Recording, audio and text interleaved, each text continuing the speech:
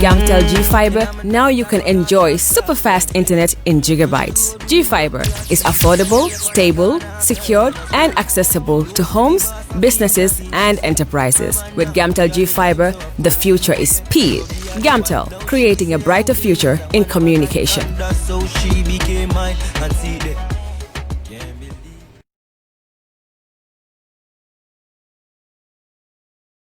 All right. Honey, did you remind him that the last time he sent the money, it was not enough to buy all the provisions? Oh, sorry, I forgot to tell him. Are you guys talking about money transfer to buy provisions? Yes. But don't you know about Baluwo? Baluwo? What is Baluwo? Baluwo is a service that your son can use to send provisions directly to you guys from the shop. And you don't have to worry about the exchange rate. Tell me how Baluwo works. It's very simple. Just log on to baluwo.com and shop, or download the app on your phone. You can shop on the website or using the app to buy online basic products for your family and friends. With Baluwo, you decide what your money is spent on. Your money, your choice. Buy online products for your family and friends in the Gambia, Senegal, Nigeria or Mali. Baluwo, better than sending money.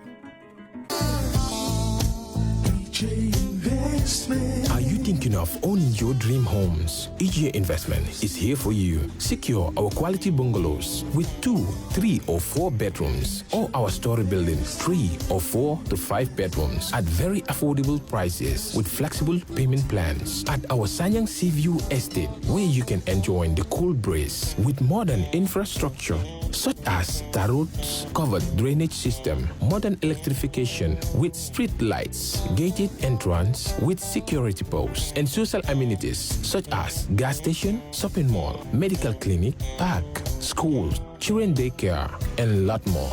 Our dedicated team of professionals will keep the estate clean at all times, provide security and patrol team within the estate premises, install latest technologies such as CCTV, Wi-Fi, home network installation, solar panel, and power backup system. Also, check out for our additional home facilities and interior design service such as premium tiling, wall plaster, home landscape, fingerprint home lock, and a lot more. Visit our office at Senegambia Kololi Highway and get a free site visit tour, or contact us on 4464-838. WhatsApp us on 3259-220. Or you can visit our Facebook page or Instagram on EJ Investments. EJ Investments, we are first in properties.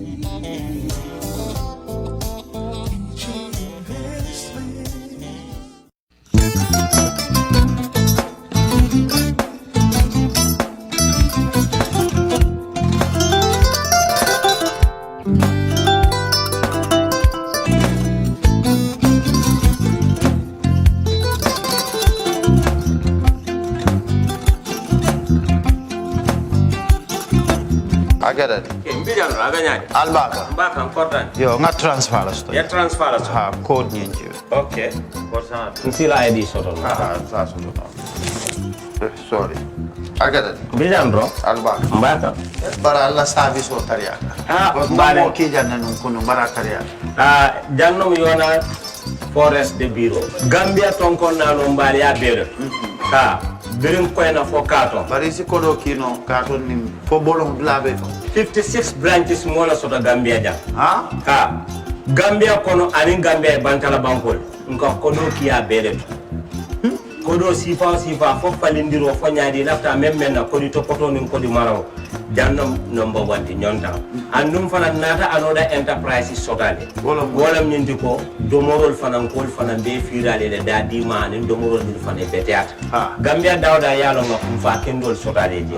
Wo moyo diat ha. Apelenta baraka ba. Ni lafta nyelen kendol e bina. Yalo bukani la ko la baraka ba. Yalo ndel chosano lo. Baraka.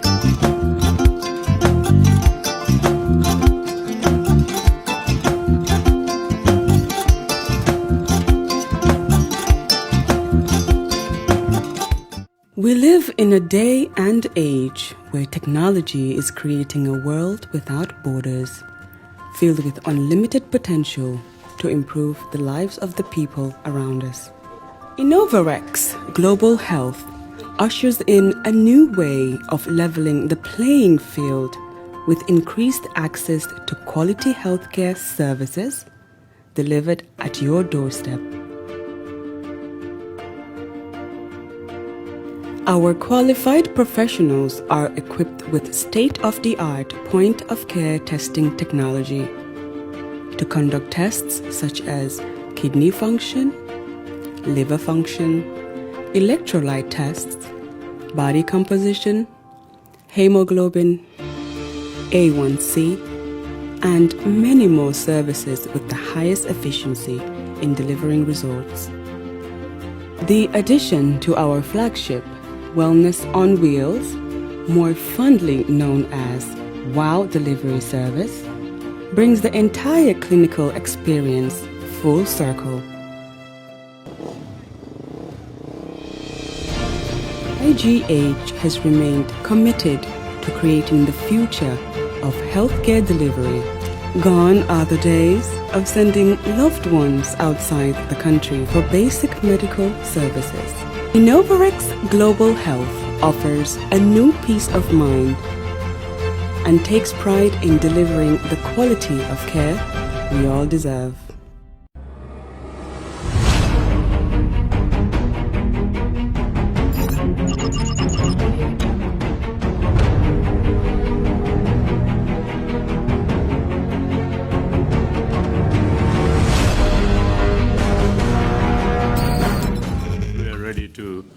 Continue, please proceed. Welcome back, Mr. Witness. May I remind you that you're still under oath and that you're expected to speak the truth, the whole truth, and nothing but the truth. Sede bi ñu la dalalat di la fàttali ne betey waat bi nga waatoon yaa ngi ci biir waat boobu te nag séntu wuñ ci yow dara pour nga wax fi dëgga doo fi wax leneen loo xam ne daal nekkul dëgga. Kindly tell us about Alfousseni Bah from Sarengay. Wax ñu mbiri Alfousseni Bah mi nga xam ne mu ngi bàyyeekoo Sarengay. Alfousseni Bah si main yard la nekkoon. Alfousseni Bah was in the main yard. So after then leen transfer confinement. Afterwards they were transferred to confinement. So bu ñu ko transfer confinement. When he was transferred to the confinement wing, mu ngi woon number 5 last row. He was in number 5 in the last room. Man tam maa ngi woon last row. I was also at in the last room. So benn bés dafa jóg. One day he got up mu ne biiram mooy métti. and said that his stomach is paining. So medics yi dañ ñëw. So the medics came. Which of the medics? Kan la ci fajkat yi. Foog naa Sané la Sané. I think it was Sane. First name? Naka la tudda? First name bi. Man or woman? Góor la ndax jigéen? Góor la. Is a male passing. So moom dafa ñëw si suba si mu jox ko Fansida. So he was given Fansida in the morning. Ko jox 3 Fansida ak ñaar paracetamol. 3 Fansida and 2 paracetamol were given to him. And at that time, he had not eaten anything.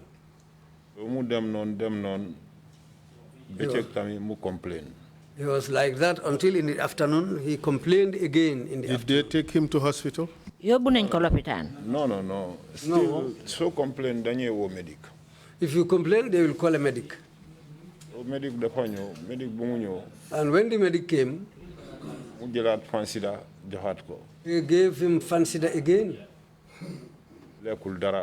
And at that time, he had not eaten anything. So still mungi complain, joy dal. He was in that condition, still complaining to the point of crying. And he claimed that he told the guys to take him to hospital. So non la neka ben tej buntay still mungi joy. He was there until the doors were closed and he was still crying. Are you telling us that in spite of the pain in which he was in, in spite of the fact that he has asked to be taken to hospital, they did not take him to the hospital? Dang ñu bëgg wax ne ak metit bi nga xamne yeb moko don dal ak li nga xamne yeb wax nañ pour ñu yobbu ko l'hôpital ba légui yobbuñ ko l'hôpital mané clinique bu nga xamne Mile 2 la nekk yobbuñ ko clinique. Even the clinic in the Mile 2, after when all this happened, they didn't even take him to the clinic inside Mile 2. So they got you a hospital. Si clinic being a jar. Well, if you hear that somebody has been taken to the hospital, they've even taken him to the clinic inside Mile 2. But Tambo, they know you know what confirming, you know buken them clinic. And at that time, what was said was that let them not allow anybody from confinement to be taken to the clinic. Do you know why that decision was taken? Xam nga lana tax ñu jël dogal bobu. Order la dal. It was an order. You know guys suñ démé fofu awma dañuy trafficking do they understand that. And dañu try lan trafficking. Well, they said at that time if they go to the clinic they will do trafficking. You don't understand what happened. So tambobu ñun ku sola dal medic for officer dañuy yon officer mu dem wo medic mu ñew. At that time, anybody who is in pain or so, they will ask somebody to come and call the medic, and the medic will come. And what eventually happened to Al-Husseini? So Al-Husseini ci mujjé gi nak lan mo dal Al-Husseini? Non la démé be timis. He was there till around late in the evening. The same complaint. With the same complaint. In the Fansida. He brought Fansida. When they gave him Fansida in the evening, he threw it away. He told them, as for him, let them take him to the hospital. Since in the morning they were giving him pills. And that medicine is giving him trouble. And from the morning up to that time in the evening, he didn't eat anything. He told them to help him and take him to the hospital. They refused up to the time when they closed the doors. They said the man is not a peaceful man. Because the medicine they gave him, he decided to throw it away. That's why they said, he's not a man of peace. He was there like that till late in the evening, till late in the night. Around 1. He was still crying. They called another medic called Jane. Jane tami dafa ñu wil waji bunta bi mu jox garab waji mëna du jël garab bi. Jane came, opened the door and gave him some medication, and he said he will not take that medicine. So, bunta bi ñu ne ki bay len ko. That's the time when they decided to lock the doors, and they said, let's leave him there. Al-Hussein ba popular neka di saga sende. Why was he Al-Hussein was there insulting their mothers. Why was he doing that? Lana tax mu doon def lolu. Xolam mo jeex. Dafa gis ne ñi dal dañ ko paré rek. He was very angry because what he thought was that these people wanted to kill him. So amul ben doole bu mu am légui dafa nek ci sel bi rek di yubu sen tour officer yi sen nangam deni.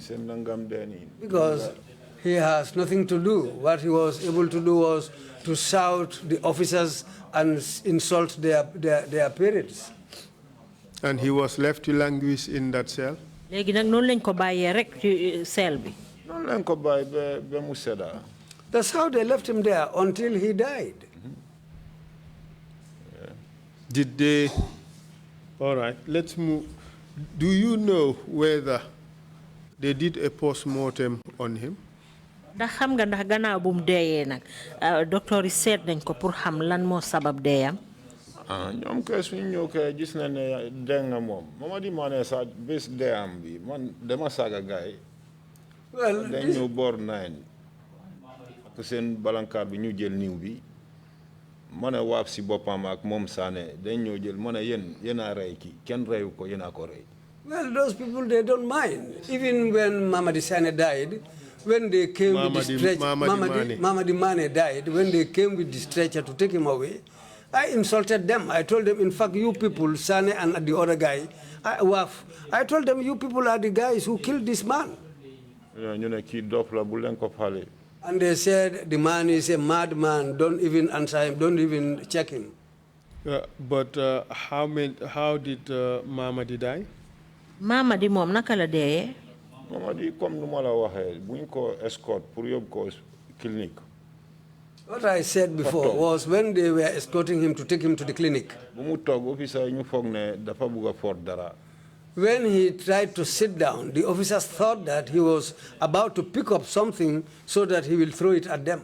So both Mamadi and Al-Husseini, they died as a result of neglect while they were in their rooms, in their cells, complaining about pain and needing to go to hospital. Bon dafa melni Mamadi ak Alfousseni ñom ñep dal ciagante mo len rey gannaaw bo xamé né ñu ngi fébar nekk ci seen biir sel yi di joy di yuxu pour ñobu len l'hôpital ñu sagané len fa beñ dé.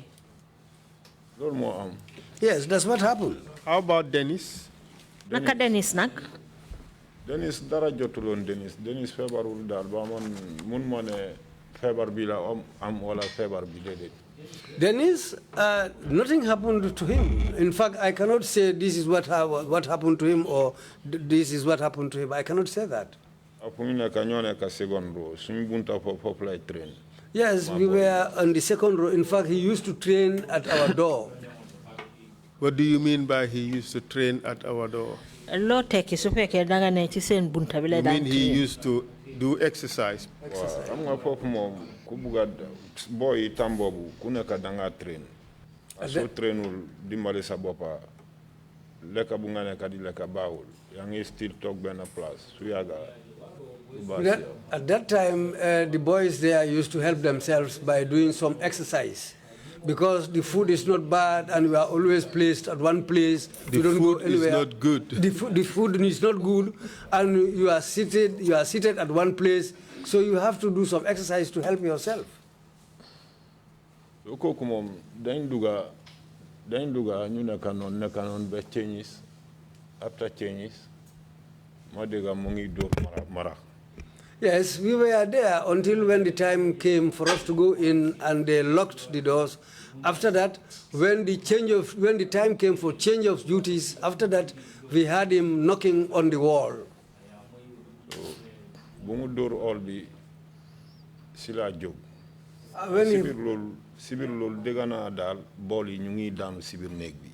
So after he knocked on the wall, I got up, and at that time I had bowls or basins falling down. So buma jog sila ko mana Dennis nangu. I called his name twice, but he didn't answer. Feke ñaar xaritami ñu ngi sama opposition, Captain Carlos. He had two friends opposite me, Captain and Carlos.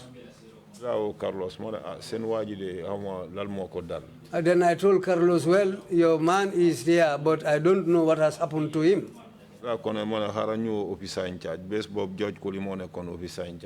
Then I told them, yes, let's try it and get the officer in charge. At that time, George Colley was the person who was officer in charge. When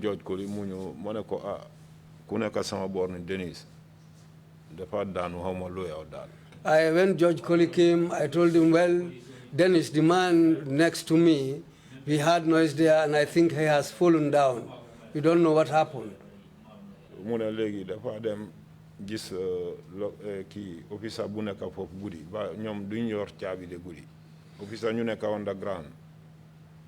He said he was going to check for the officer on the ground because the guards don't keep the keys.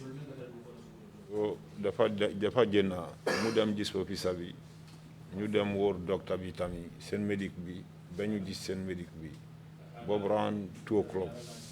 They went and the man was out and they went to the doctor, but they were unable to see the officer till around 2 o'clock. They went to look for the medic. The medic until around 2 o'clock.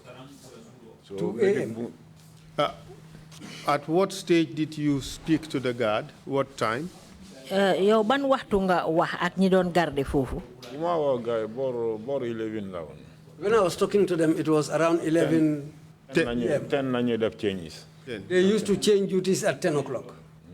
Okay. At what time did they come back to the cell to assist Dennis? ñom ban waxtu bi nga waxé ñom ba paré ban waxtu lañ dellu ci waat nak ci cell bi pour dimbalé Dennis ñom bor 2 o'clock lañ delo fofu. They came around 2 a.m. And then dañ ñoo bor 2 o'clock docteur bi ak officer in charge bi ñu dugga ci nek bi ñu xamné ki dafa dé.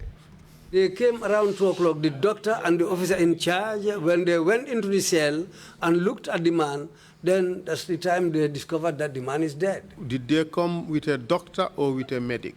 A medic, prison medic. It was a prison medic, not a doctor. So after Silange na ñu dem wo sen bossi ñu nga amne fofu ci quotas bi lañ déka. That's the time when they went out and called their senior officers who were living in the quarters around there. When them jël balankar bi ñu indi ko. Then they went and picked up a stretcher and brought it. Bu ñu indi bobu ñu jéné waji. When they came, balankar bi. So ñun tam bobu ñun yeb ñu ngi standby. They put him on top of a stretcher, they brought him out. At that time we were all standing by. Gudi si mom ken nalawul. And that night, nobody went to sleep. We were all waiting for them. Then you jël niw bi jëné niw bi buñ jëné niw bi man si la tour ndox door sama bunta bi so ñene itam door seen bunta yi fofu yépp door bunta gaay daw jëna bay niw bi fofu. That was the time when I hit my door and I poured some water on the ground. Likewise, the others, they all started hitting their doors and they ran away. Why did you do that? Lutax nga def lolu? Luñ def dal mo rafetul. Because what they did was very bad. Do mëna tej nit ki ben place. You cannot lock somebody in one place. Nga tej koku ba paré ciabi bi nga jël ciabi bi yob ko fenen. And you lock somebody inside a room and take the key and take it somewhere else. Officer ñu fa nek su nit su daanu fofu ñom naka lañ mëna dimbal at least Amerique su ñewul mais ñom suñu yor ciabi fofu. The officers there, had they been keeping the key there, if somebody falls down or something happens to the person, and when the medic comes, they'll be able to open the door. Maybe ngalaw la ñaka. Maybe he was lack of air. So su ñaka ngalaw suñ ko jëne maybe mën nañ ko dimbalé mo mëna recover bopam. Somebody who is lack of air, if they take him out of the cell, maybe he will be able to recover. When you beat the door, when you hit the door, were you doing it in protest of what has happened? Bi ngeen door bunta bi ndax da ngeen ko doon def pour mer li nga xamne mo xew pour woné sen naxar ci lolu pour woné sen mer naxar dañu leen doon reykat nit lañ am nga rek. What we were trying to portray to them, the officers, was that they were killers.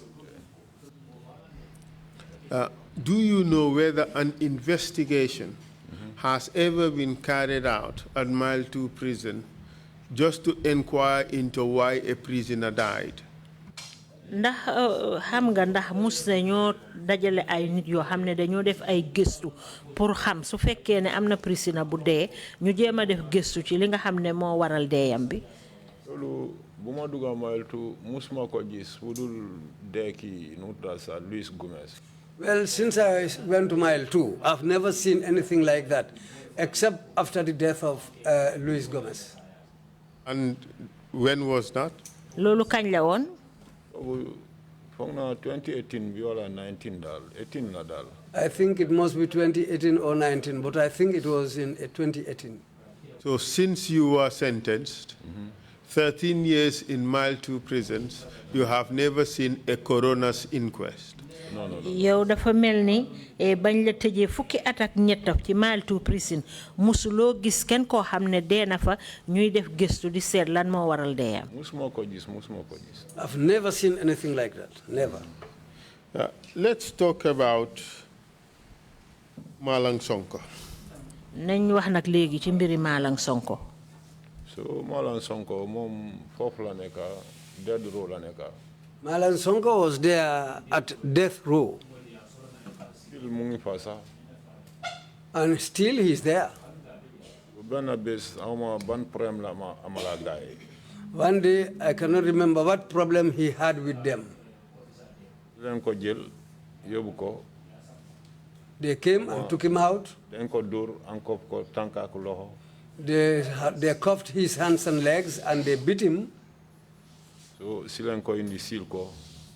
And they brought him back and sealed.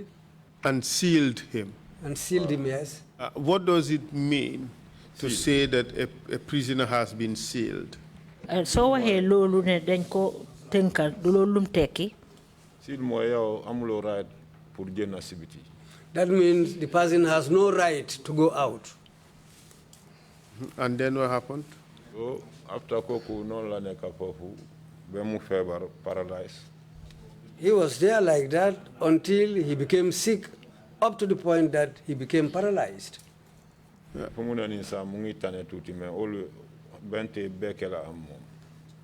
He's there up to now, but still now he's not completely healed. Before he's walking with crutches. Before he was beaten up and kept in chains, was he of good health? Balañ ko doon dóor di ko ceene ndax moom wérgu yaramam mu ngi baaxoon. Yeah, he was quite well. As far as you are concerned, who is responsible for his condition? Ci yow daal ci sa wàllu gis-gis daal kan moo waral anam yim nekkee noonu mu nekkee ko. So keroog am nga buñ ma woo TRRC bi nii keroog mu ne dafa bëggoon gis opération. When I was biñ la ooyee yow ndax moom. No man. Buñ ma woo fii nii. When I was called here, he said he wanted to see the operations.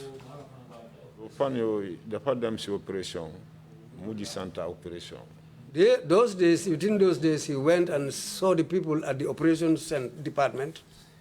So bu mu ñëw dama ko laaj ma ne yow tey yaa ngi sol tuba bu gudde de mu ne non ma ne kana hospital nga jógee mu ne non moom si opération la jógee. When he came, I asked him, today you are wearing long trousers. Where have you been to? He said, no, he went to see the people at the operations section. I asked him what has happened there. No, mom, dafa demoon si opération dafa war a am sardine aw ma kombi gaay dimbali wuñ ko. He said the reason for him to go and see the people at the operations unit, he wanted to have sardines and corned beef, but the guys didn't help him. And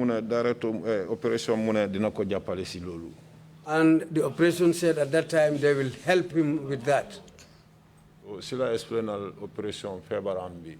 And at the time he explained the nature of his sickness to the operations people.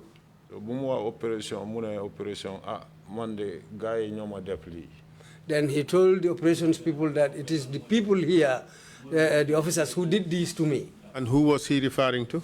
When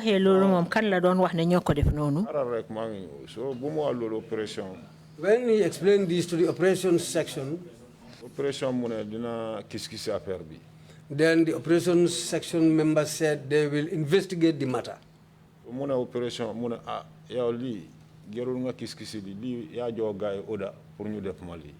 Then he told the operations section people that, well, there's no need to investigate about this because you gave them the order to do this to me. So he was in fact insinuating that it's the senior officials who are responsible for his paralysis. Bon lim do wax dal moy tekki ne ñi nga xamne ñoy kilifa yi fa liggéey nonu ñom ñoo waral liko dal non dal ko. Man bes bo bu mo walul sa dama retan ba bu mo ne c'est opération la jógee opération mu ne dinañ kis ñu ko def li moom wax na opération ne moom si boppam moo jox order pour ñu def ko li. The day he told me this, I even laughed because when I asked him, he said, well, when he went to the operation section and they said they were going to investigate the matter, he told the operation section people that, well, there's no need for you to investigate this matter because it was you who gave them the order to do this to me. In fact, Mr. Witness, paralysis is not something that is uncommon in the prisons? Ndaham sax sédé bi lolu nga xamné mo téye ciram yi koku nonu lolu nekkul lo xamné duy faral da am ci kasso bi non Lamine Cissé bala mu dé dafa paralyzed. No, Lamine Cissé before he died he became paralyzed. Ex-police la won. He was an ex-policeman. Mom fogna 2015 la dé dal. I think he died in 2015. Amadi Savané bala mu dé Madi Sawane, before he died, he was paralyzed. So I'm not kufane right now, sa Keba Jeng. There's somebody right now called Keba Jeng. He's paralyzed. Sonko bumale wan intami disemla. And Akital balamude depa paralyzed.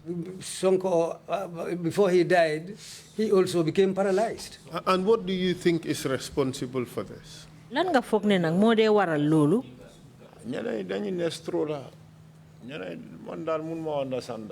Some people attribute it to a stroke, but I don't understand. We know that you have told us that this person was beaten, Malang Sonko.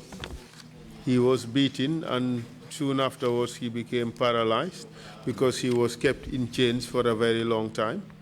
Wax nga ñu né Malang Sonko mom dafa paralyzed ndaxte dañ ko dóor dal di ko ceene gannaaw loolu nag ci la amee paralyzed boobu noonu. Are you aware of any other person who became paralyzed as a result of beatings? Ndax xam nga keneen koo xam ne loolu dal na ko te mu ngi sababoo ci ay dóor yoo xam ne dañ ko ko dóor. No. Or being kept in chains for a very long time? Wala ñu ceene ko ceene bu yàgga. You see this dal maybe teacher de. Well, well, as for the others who are left there, they are still there. But as for teacher, they eventually had to cut off one of his legs. But this issue of putting someone in chains for years is also not so very uncommon at Mile 2 prisons, correct? Waaye tamit nag jël nit ceene ko ay at loolu nekkul loo xam ne daal lu tumaranke la Mile 2 foofu dafa dee am. No léegi du am léegi de ba léegi moom dëgga moom léegi duñ di def loolu nit. No, they don't do that to people nowadays. Now, that doesn't happen there nowadays. Up to 2017, did it used to happen? Ba 2017 du fa daan xew.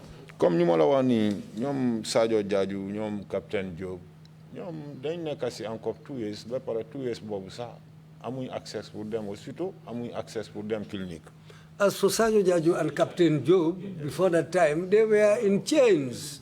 They didn't have time to go to the hospital or to the clinic. They were not allowed to go to the hospital. They were not allowed to go to the hospital. Also BK Sanyang, correct? BK Sanyang. And Momodou Njai. BK Sanyang and Momodou Njai, yes. And all 4 of them were kept in chains for years. Captain So. ñoom ñeneen yëpp dañ leen ceene ay at. And Captain So. Ki Buba no keneen ki dama fàtte turam moom tam soja la. I forgot the other man's name. He was also a soldier. ñoom suñ bugg a gis docteur daal docteur mooy jóge infirmerie mu ñëw ba confirmer gis la. If they wanted to see a doctor, it is the doctor who will leave the infirmary to come and see them. ñoom dead row lañ nekk mais amuñ access pour gis seen mbokkaay. They are kept at the death row, but they don't have the access to see their relatives. Amuñ access for this doctor. And they don't have access to see the doctor. They had access to see the doctor, but they didn't have access to go to the doctor. They have right to see prison medic. Okay. They have a right to see the prison medic. Okay, but not a medical doctor. No. Okay. Do you know whether any prisons officers have gone against these restrictions? Ndax xam nga ndax am na kenn koo xam ne ci ñuy liggéey foofu ci prison bi la ñoo xam ne ànduñ ak li nga xam ne moo fa doon dox. Man daal mun moo ne ànduñ ak loolu ba ñoom daxane seen morom officer in charge manga dañ ñëw ñu ne dañ fekk so number 1 bés boobu awma manga dafa jox order boy time su jot pour ñu jënd encore gars dem sangu. Well, they even dismissed an officer there called Manga, who gave orders to one of their juniors to remove the cuffs from Shaw's hands, but he was dismissed for that. So ñoom autorité yi dañ ñëwoon pour round. The authorities came there to go round. Always weekend dañuy ñëw pour trouble officer either ñu trouble prisoner. Around the weekend, they will always come there to trouble the officers or to trouble the inmates. When they came, they met up with Saul, who was just coming from taking bath. Officer in charge, That's the time when they asked the officer in charge, why is this person not in cuffs? Officer in charge, he told them that this man went to take bath. After weekend Monday, then you woke up, you dugal ko si kaso fofu number 1 fofu fu waji sa so fu mu neka. Well, they didn't tell him anything because it was weekends, but Monday, when they came, they took this officer and put him inside the cell where Saul himself was kept. Yow da nga gis ne officer yep ko xamne so tiahan gaay yoy sen affaire so tiahan rek yow da nga lose sa liggéey. Even officers, you can see that if you play around with your job, you might lose your job easily.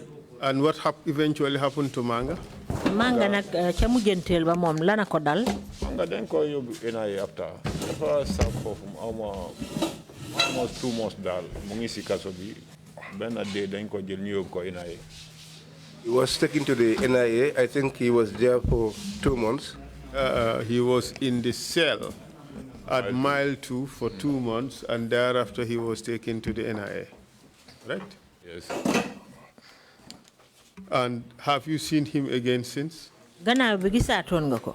Man sama nit la bu mu nekk foofu moom at least am nga rek mais buñ ko jël foofu bañ yóbbu ko benn tey daal teguma ko bët. Since he was taken up to now, I have not seen him. Is it safe to say that he is no longer working for the prison service? Ndax mun nañoo wax ne léegi liggéeyatut foofu ci prison bi. Moom since problème boobu daal la ñàkk a liggéeyam. Since he lost his job since that problem.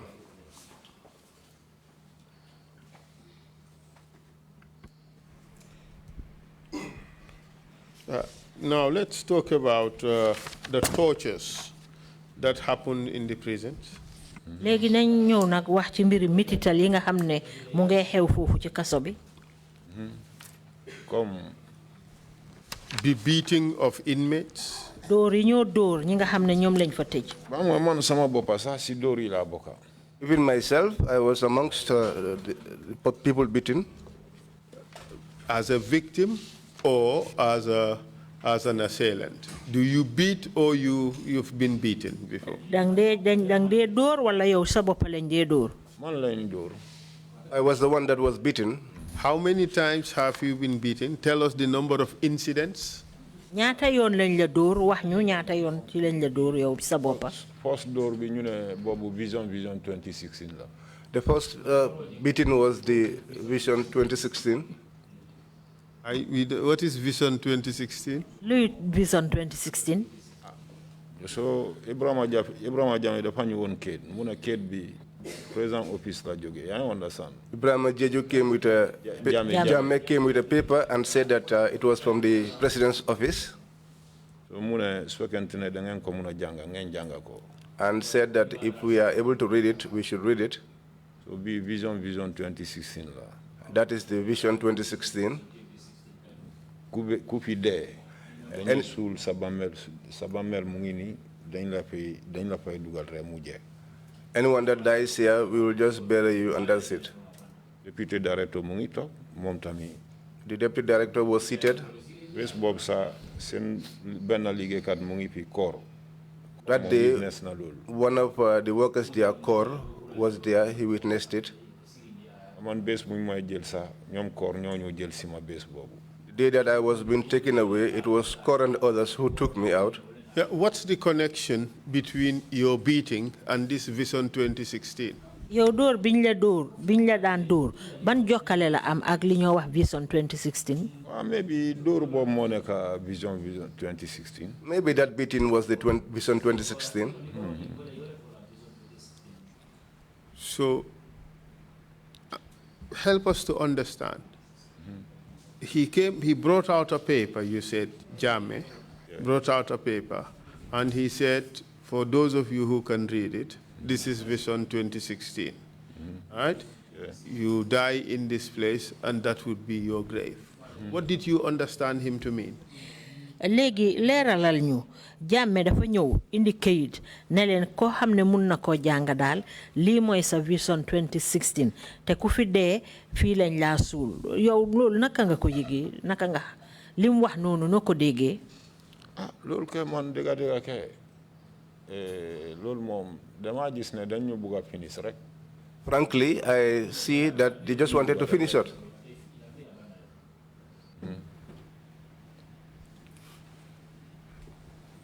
What was the information Jammeh was trying to convey to you at that point? Jamono boobu ban xibaar la Jammeh bëggoon la ko eggee lan la bëggoon a eggee ci kayit boobu mu la doon jox lu mu tekki. Man kayit boobu daal dafa ñu woon loolu pour ñu xam ne lii nekkul caaxaan. Well, for me, that paper was brought so that we would know that this was not something to play about. Was he trying to suggest to you that from that day onwards, those were the new rules in the prison? Yes. daf leen doon bëgg a xamal ne daal li ko dalee bés boobu daal lii mooy loi yu ees yi nga xam ne mooy dox foofu noonu.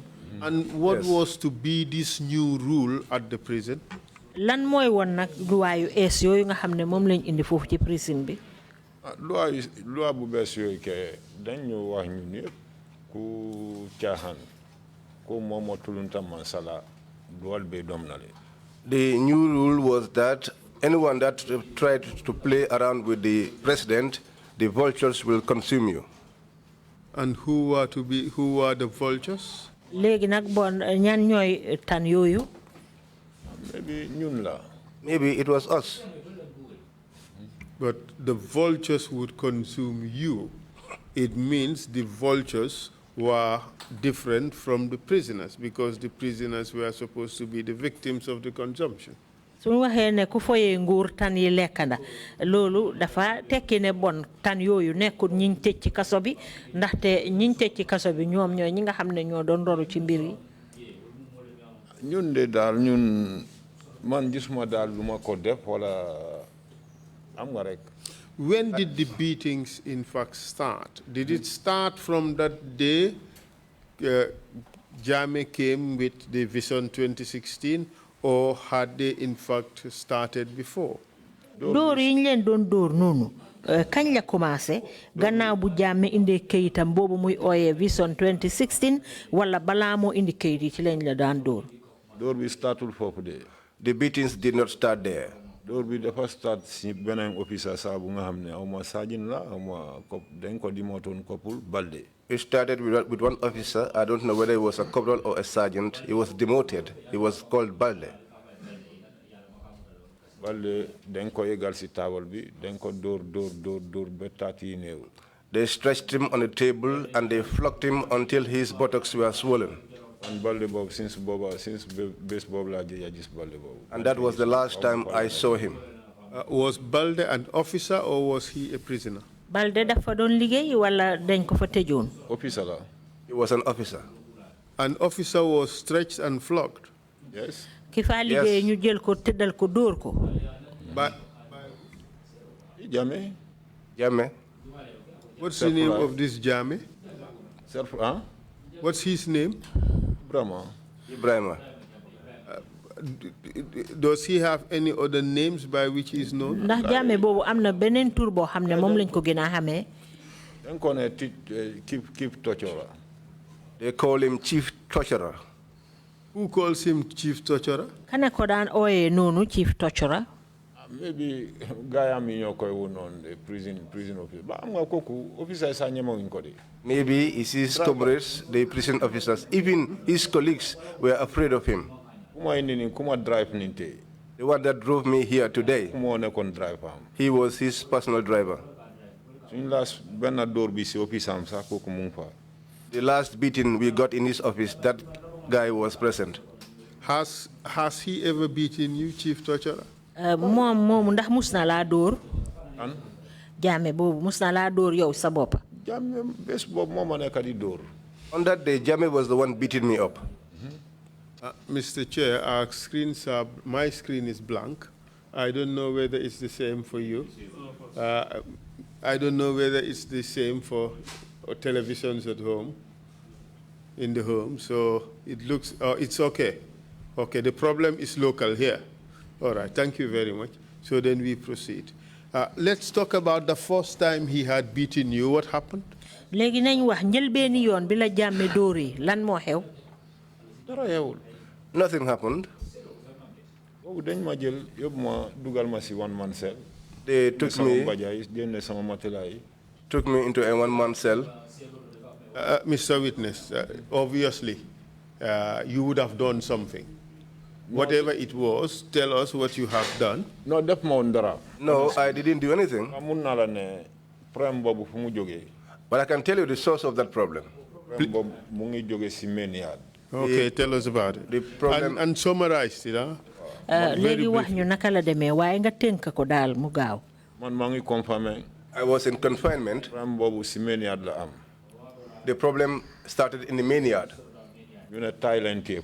They said they discovered cannabis there. They said that that cannabis belonged to Lamin Jai.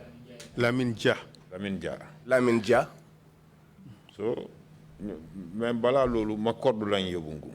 but before that, they had taken Makodo. Pasila, Nyom Sekuminte, Nyom Lenyu. And Piminte, they were the ones they took out. So they beat up Makodo. Mune Laminja. And he said Laminja. Laminja tami ñu indi ko dóor ko ko tami mune man. They brought in Laminja, beat him up, and he accused me. And then? Man tami. Me too. Baseball Thursday la on. Ñom ko dañ ma indi Thursday. It was on a Thursday. Kerr and the others brought me on a Thursday in the evening. It was around dusk. So Friday ligue du am. On Friday, it's normally a no-work day. They took me to the one-man cell and they sealed me off. Monday. On Monday. Fadera ak Keita. Fadera and Keita.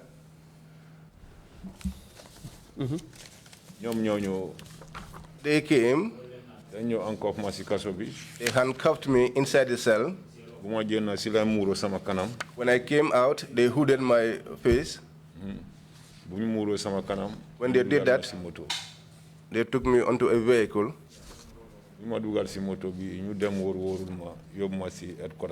We went around to the headquarters. When I got to the headquarters, got to their place, where the senior officers were seated, I wasn't able to see. They were talking.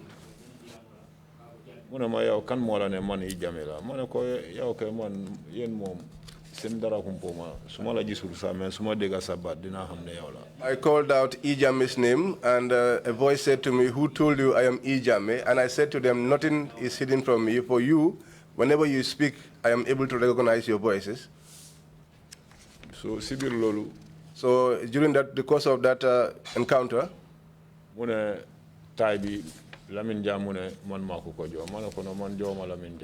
he said that Lamin Jai said that I gave him the cannabis, and I told him that I did not give Lamin Jai the cannabis.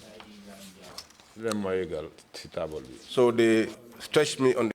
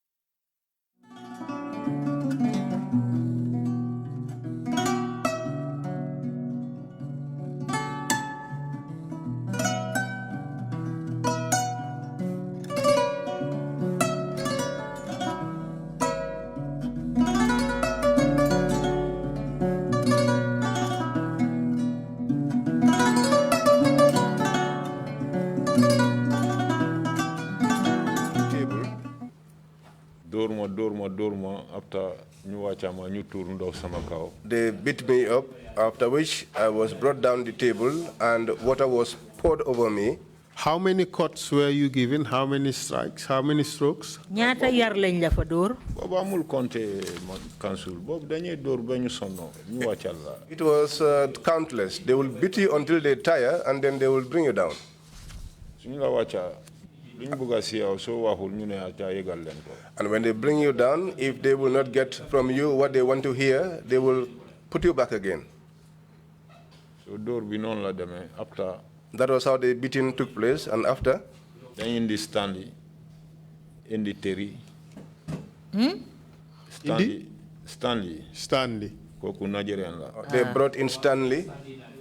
Then bring then indicate Terry Tami. And Terry. All of them were beaten. ñom ñep dañ leen door. Laal na leen. He touched them. Umar Diallo. And Umar Diallo. Anabi Jame. And Anabi Jame. Mr. Chair, under Section 65 of the Prisons Act, corporal punishment is allowed. And let me read out the section. Section 65(1) says, corporal punishment shall not be imposed except for the following offenses. Then it lists the offenses. At another section, I'll give that to you later, it says that prisons officers may punish prisoners by giving a maximum of 12 strokes for offenses within the prisons. Maximum of 12 strokes. Yeah, actually, yes, Council read us some other those provisions yesterday, but without the number of strokes. Yes. I didn't know that. I was waiting to ask. There's a maximum of 12 strokes. Okay. But yes, the ICCPR has outlawed corporal punishment. Indeed. So one expects that the Gambia would not allow corporal punishment to be used anywhere, including in schools. Well, I did express my shock and horrified that this is still in our book somewhere here. What's and then the date of the act I asked? It was in 1953. 53, and yes. Amended them a few times. Yes, few times in 1960 and in 1963. The last amendment was in 2008, you said? Yeah. But that's good. I'm glad that you raised it. Yes, indeed. If it was outlawed, that we still have it there and it's being administered is surprising. Please continue, Council. So even if it was lawful for them to be given corporal punishment, they went beyond what was permissible under the Act. Was that the only time you were beaten? Seede bi ndax loolu mooy benn yoon bi nga xam ne rek door nañ la ko? No. When was the second time or the next time you were beaten? Kañ lañ la dooraat? Second time, benn bés moom ak Lamin Jah ñoo jote boobu. The second time was when I had a problem with Lamin Jah. No, Lamin Jah si yard bi la nekkoon. Lamin Jah was at the yard. Dafa am ku deewoon number 1. Someone had died at number 1. Si guddi si ñoo officer yi gaay nanguñ ubbi. In the night, they called the officers, but they will not open the door. So ñoom Lamin Jah ñoo doon kii daal, yaa understand? So just say the word you wanted to say. ñoo doon manifester pour ñu ne niw bi du dem. So Lamin Jah and the others were protesting that the dead body will not leave. Since guddi. Because since in the night, before that individual died, they had informed the officers. And they did not come to his assistance until that person had to die inside his cell. And so in the morning, they came wanting to take away the corpse. That was when the prisoner said that the dead body will not leave until the director himself came. So I do not know how they were able to manage until the corpse was taken away. I think Ijame still had that grievance, that anger in his heart. That was how he took Laminja to confinement. Laminja is at confinement, sealed, and he's been there for a long time. Autorité dañ ko may res. Dañ ko may res pour mu noppale ko. Am nga suñu la seal. You know, when you are sealed, seal su jeex, when the sea ends, da nga continuer sa rest bi. You continue your rest. Yow so nekk on the seal do am rest. But when you are on the seal, you are not able to rest. So one day when Ijame came and found him outside, he asked him, who told you to be outside?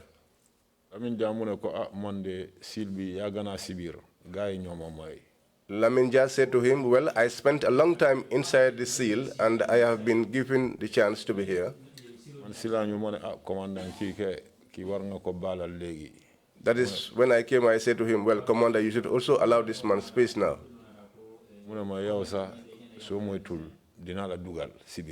He said to me, even you yourself, if you are not careful, I will put you inside. I said to him, what have I done? That was when he gave the order that I'll be put inside. Senior boy.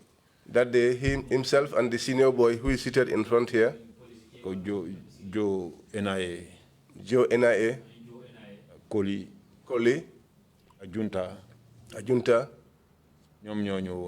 they came. He told them to take me to the quarters. Also, I knew that before they will take me to the quarters because they were going to torture me. So I said, let me commit suicide. That is better. But you are just going to receive some beatings. Why you? Then you don't you break put door la? Council, that beating is not beating that is peaceful. Someone who drinks alcohol and gets drunk and then comes to beat you. And in the midst of that beating, there will be no single person who will beg for them to forgive you. That day, inside his office, in the sitting room, that was where we were beaten. In a sense, you're telling us that you preferred to kill yourself than to receive the beating that you were to be given, right?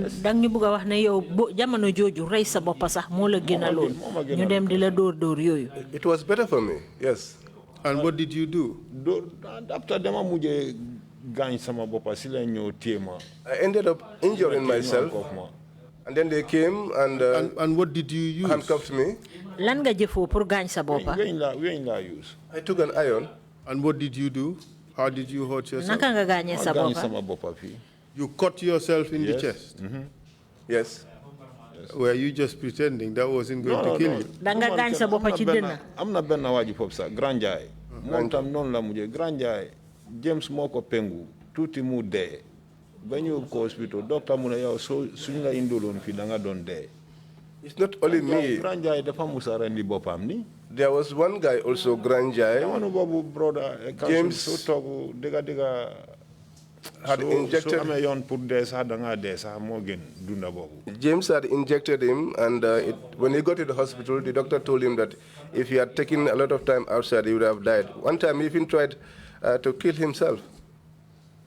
So he went on to say that at that time, for a lot of people, it was better to just die than to live under those conditions because the conditions were bad. That's what you said, right? Yes.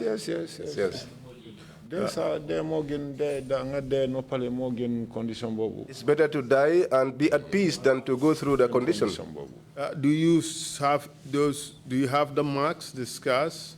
I'm gonna Later we will take pictures. I have the scars. Instead of letting you strip here, we will take pictures and we'll.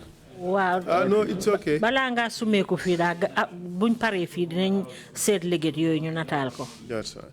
So eventually you are taken. Gannaaw gi lañ la yobbu. Buñ ma yobbu dañ ma yobbu ci office am. When they took me to his office. Okay, ñu ngi handcuff bi mu ngi duga suñu loxo yi sa. Ya understand? I was handcuffed and they were tight. Boy bu ñu yobbu non Koli. The boy they took, Koli. Officer. He was an officer. Dafa gis affaire yi dal mu feel ñu. When he saw our situation, he felt sympathetic. Mu ngi yor caabi handcuff bi ci lañu wañi handcuff bi. He had the keys to the handcuff, so he untightened it. Yalla def Ijame mu ngi bay xelam suñu handcuff yi de. Mu ngi ko bay xel. But all along, Ijame was very attentive to our handcuffs. And this Ijame, what is his first name? Ijame mi mom Ibrahim Jame. This is the same person you're referring to as Chief Torturer? Yes. Does he have another name apart from Chief Torturer? Chief Torturer. Is he the same person as Sefla?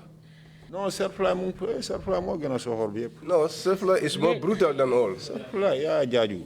Sefla ya jaaju. Si. Kooku mo gëna soxor yépp. Ko gis aduna. He is more brutal than anyone you can see in this world. Bobu dem na Makati men kooku mom ke dega mom. He's going to Makati, but that guy. You want us to believe that he is worse than Chief Torturer? Kooku mo gëna soxor kele mom Ijame. He's more wicked than Ijame. Right. And his name is what, Jaju? Yeah, Jaju. Jaju. Do you know where he's from in Gambia? Yeah, Jaju. Ham nga fan la baye ko fi ci Gambia. Ñeneen ñu na Abuko la nekk. Some say he's from Abuko. They come Farabala de Kanek. But he's a native of Faraba. Abuko la stay. Staying in Abuko. That's where he stays. Wow. Do you know where he's from originally? Fofu la dekk na wa xam nga fan la judo. Guy, original ambi Farabala joge. They said he's originally from Faraba. How about Chief Torturer Ibrahim Jame? Ibrahim Jame mi ngeen def ne moy Chief Torturer mom xam nga fu mu baye ko. Ibrahim Jame fogna mom Bakaw la nekon ya Jame dal. Ibrahim, I think he was in Bakau under Yajame's mother. They are relatives. And tell us on this day when you were taken by Koli and they reduced the tightness of your handcuffs and then what happened? Legi wax ñu nak bes bi nga xamne Koli mo la doon yobbu mu wañi ceene bi ci sa loxoy tuti gannaaw bobu lan mo xew? Bu mu ñëw bes bobu dafa ñu xol sama loxo mu gis ne affaire bi wa mu ngi yolam mu ne mu wo Koli mu xol Lamine Diatta affaire bi mu ngi yolam mu wo Koli. When he came and noticed that our chains were not that tight, and also Laminja, he called Koli and insulted him. Insulted him severally. In which language? English. In English. Sila jël handcuff bi si bopam mu tight handcuff bi fi tight ko I understand. And then he took it upon himself to retighten the handcuffs. And how did it feel? Naka nga yegon nak metti rek. It was painful. Metti rek. Ante lo way ñu ngi ni fi. It was painful up to now. And then what happened after that? Gannaaw lool nak lana xew. Dafa ñu bay non. He left it like that. Mu dem reb gaay ci biir. Amna ne so gis lolu yep lu mu bëgg reb gaay non amna ne su ñëw pour reb nit ñi fofu ñun duñ nangu lolu. Mu dem lan reb. And then he went inside. Raid. And raided them inside because the reason why he handcuffed us was that he knew that if he came there to conduct the raid and we were there, we wouldn't allow him. Why was it necessary to conduct a raid at that time? Lan mo taxone mu len def lolu ci jamono bobu? Jamono bobu ke mo am doole so be pare ñun ñaar suñu wañi fofu rek mom suñu fofu ak timam du am kuy wax. At that time he was powerful and he knew that if we were taken out of the lot from the others, if he came in, whatever he did, there will be no one to stand on his way. From that, I deduce that you are a gang leader at the prisons. Somebody who would organize resistance to authority. Bon mel na ni yow dal da nga jité won mbolo bo xamné kilifa yi suñ défé lu len neexut yow da nga taxaw nga woné sam naxar. Lol dal lol mom ke dega mom man duma ko muna muñ be non dal. Well, as for that one, frankly speaking, that's not something that I can put up with. Lui yon so len ko def mom no problem mais so len buga ñu jaay ñu doole ñun tamit bala doole bi opa doole dinañ def dara. If you are doing something that is right, there's no problem. But if you want to abuse your authority, then anything can happen. So you are again beaten this time around? Légui bobu yon dorat nañ la. Dafa ma yobu bu mu jël bagage yi ba paré confirmer dafa ñu mu mar koku piola mu ki keep sous-traitant Khalil Diamé Sahar Koli awma koku dalla koku espiola won ak senior boy Koli dañ bari dal. After he transferred my materials to my single cell, he called Omar, chief superintendent, and others. There were many. And then they came. They told them to catch me at the office, to hold me at the office. And so they lay me on the ground. Some sat here, others here, some on my feet. And then he stood. And he was giving me strokes severally. He beat me up until he was tired, until he was sweating profusely.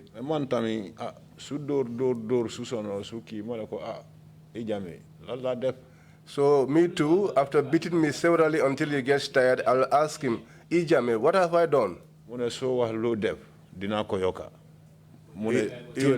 will tell me, if you don't say what you have done, I'll add it. And then he will tell them, hold him. And then he'll beating me up again. His driver was present, and you can ask him. He was there.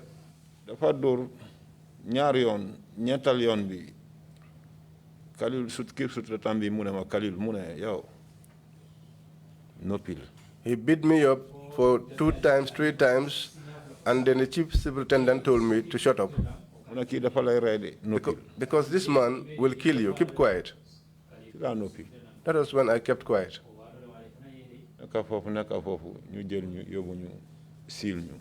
We were there, and after which they took us and they sealed us. Were you still okay after all that beating? Gannaaw door yu metti yooyu la door nag ba pare naka nga yëgoon nag noo meloon.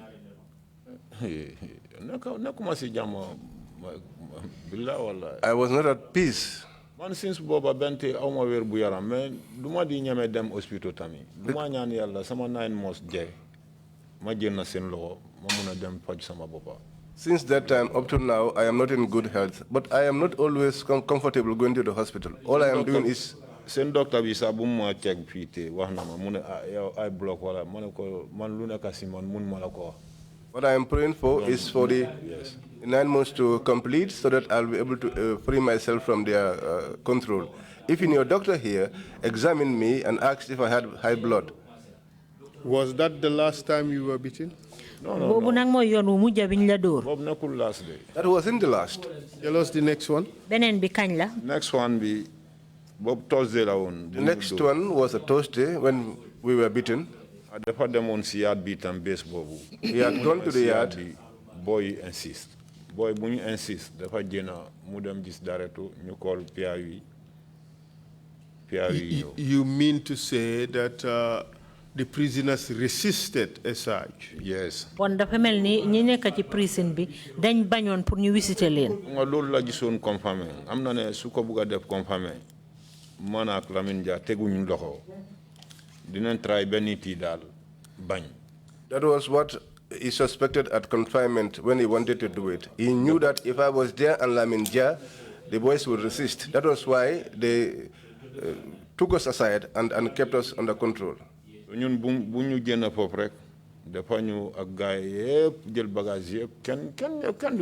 So once we were out of the way, he came with his people and he took all the materials and nobody dared say anything. And those that are at the yard got the information that they are taking the materials of those in confinement. So those in the kitchen, their materials were also inside. They wanted to force to go in, and the officers said no, they will not go in. So that was how he and his people came into the yard. But the boys resisted. So he went out and called the PIU. What do you mean by PIU? PIU? Police intervention. Police intervention. Okay. So then you guy called them. They came inside. A boy Dorlen. They boys are They held the boys, beat them up, and there's one boy, Mudlamin Dao. They beat him to the extent that he has lost hearing on one ear. So boy, boy, that was how they beat up the boys, and they made them to lie on the floor, and they were walking on top of them. Who was doing that? The PIU or the prison officers? It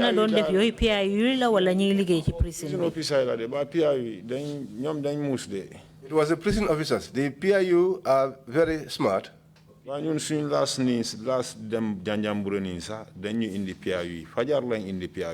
our last trip to Janjambur, they brought PIU, and that was early in the morning.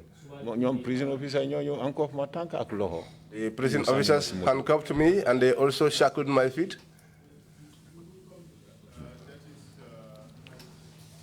Would come to that. That happened in 2017, thereabout, and that is outside our temporal jurisdiction. But let's talk about this incident where they again called the PIU. So PIU, that incident even featured in the news. I think the pictures were taken probably by soldiers who were on top of the towers. That was how they beat up the boys. Took some to Janjambure and others to Jeswang. Some were taken to confinement. And what happened to you? So we call in the Suba, Fajar, Malantamba, Jabi, Jao, Makalo, then you Jelsima. The following day, Jao, Makalo, Tamba, and others came to pick me up. Then you will be buntabi. We came and opened the door to the cell. They handcuffed me, and I asked them what happened. And they said, no, let's go. When we arrive, you will know.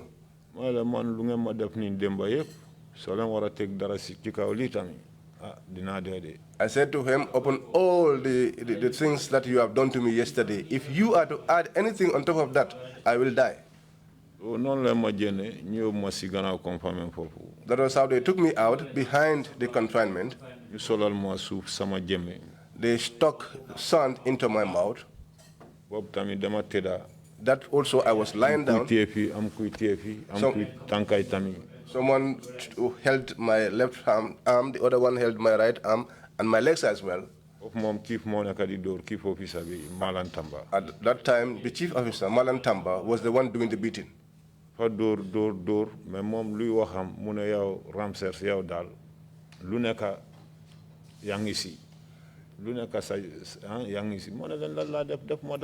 beat me for a long time, and what he was constantly saying is... How could you say that with your mouth stuffed with sand? No,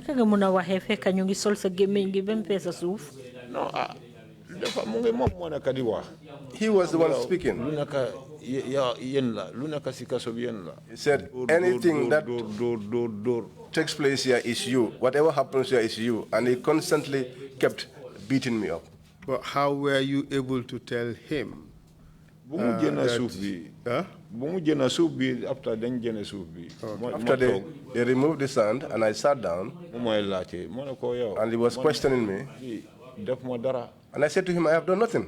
God knows I have done nothing.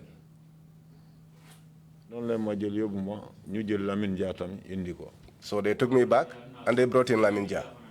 On that day, according to your statement, you were beaten until you became unconscious. Yes. Bes bobu nga ne dañ la door be xamatulo fi nga nekk. No. Yow ñu ngi lay door kan mo lay jappalé. You have been beaten. Who is there to assist you? So diga nga yu dooruñ la dé. Suñ la door diga war na yalla do yu. When you hear someone is being beaten and the person is screaming, it's because the beating is not yet very severe. Did you get unconscious? Ndax xamal tollu won nga jamono jo xamne xamatulo fo nekk. Do xam sa fo nekk. You will not even know where you are. When you are left alone, they must bring water to wash it over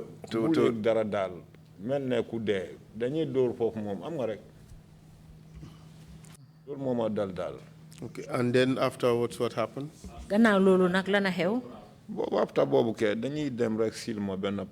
After that, I was sealed in one place.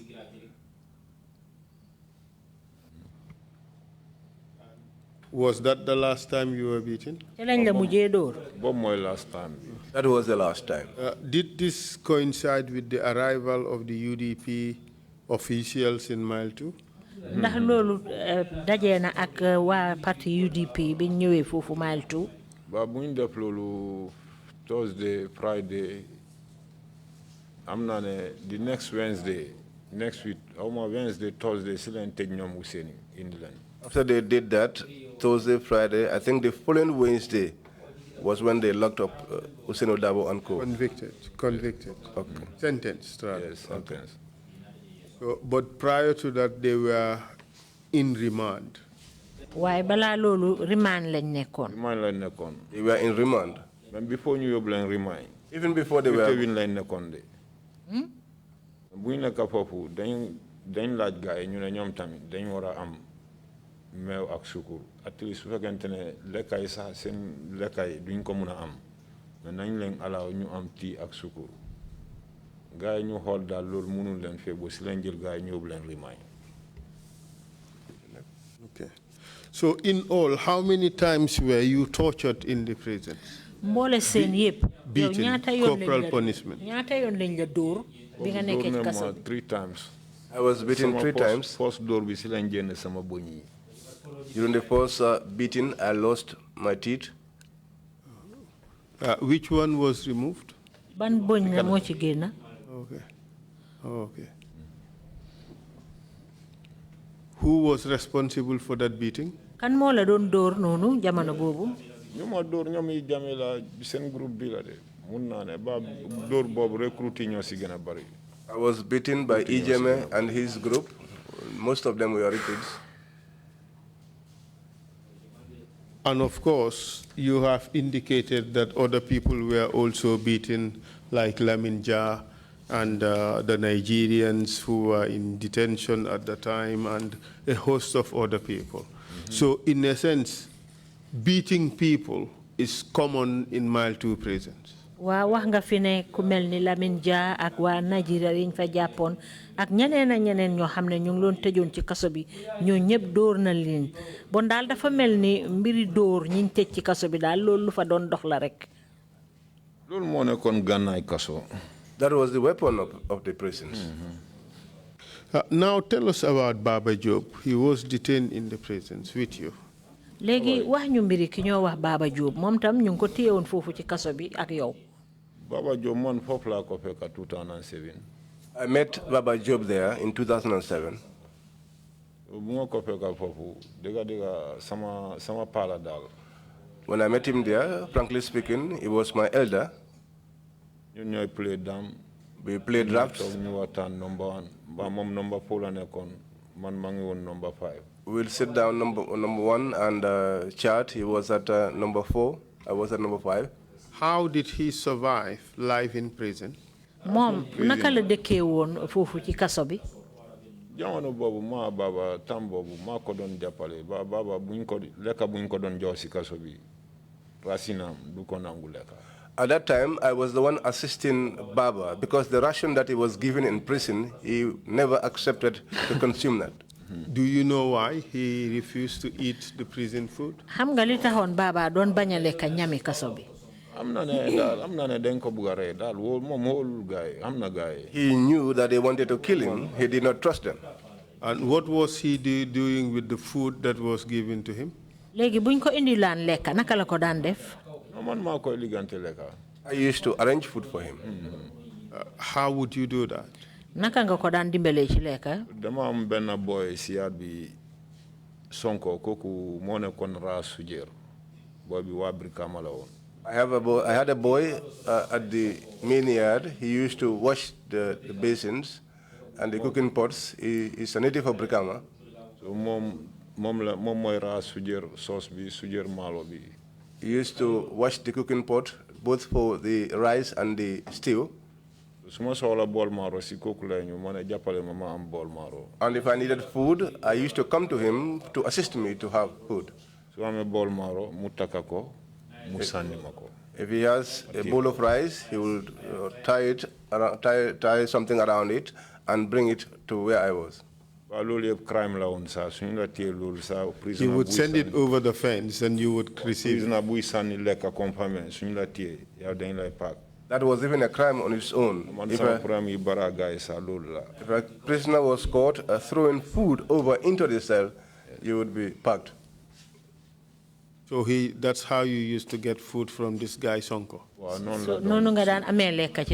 that's what you used to give to Baba Job? Wow. Yes. Okay, but how about the plate that he is given by the prison? Léegi moom palaati lekka biñ ko daan jox moom Baba Job naka la ko daan def? Du ko lekka. He never ate it. Was he giving it to any particular individual? Dafa am kum ko daan jox ndax? Loolu dégg naa loolu daal mais affaire boobu daal loolu leeruma noonu daal. Jibi ba rek laa xam ku nga xam ne moo ko doon liggéeyal si néeg bi mooy clean néeg bi mooy fóotal yéram jibi ba kooku Sénégalais la. But let's go back to this issue you said is not clear to you. What was it that was not clear to you about the person who was eating his food? Léegi nga ne leerut la. Léegi lan moo la leerutoon ci kan moo dee lekk ñami Baba Job bi lan la ci leerut? Waaw am nga ñun suñu jógee benn sa right now man noonu laa min su ma yeew nii. You know, when we get up, up till now, I'm used to that. When I wake up, I'm at number 1. I don't go to number 4, 5, or other areas if I don't have any business to do there.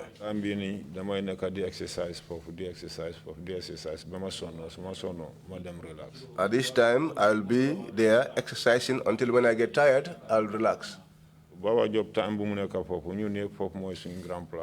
When Baba Job was there, all of us used to converge there. Mom Lamin Dabo, Nyom Elev, Nyom Lamin Jaju, Nyom Aliuba, was when you play guy then called the agents Sidam. When guy Mon Lanye Faral. When then called the agents, Mama guy Jaramko, I'm what Jaramko Akunyominko, I understand. At that time, myself, Baba Job, Laminja, and others, when we played draft, they used to support me and oppose him, and they will be having this joking relationship between the people of Jara and Nyumi.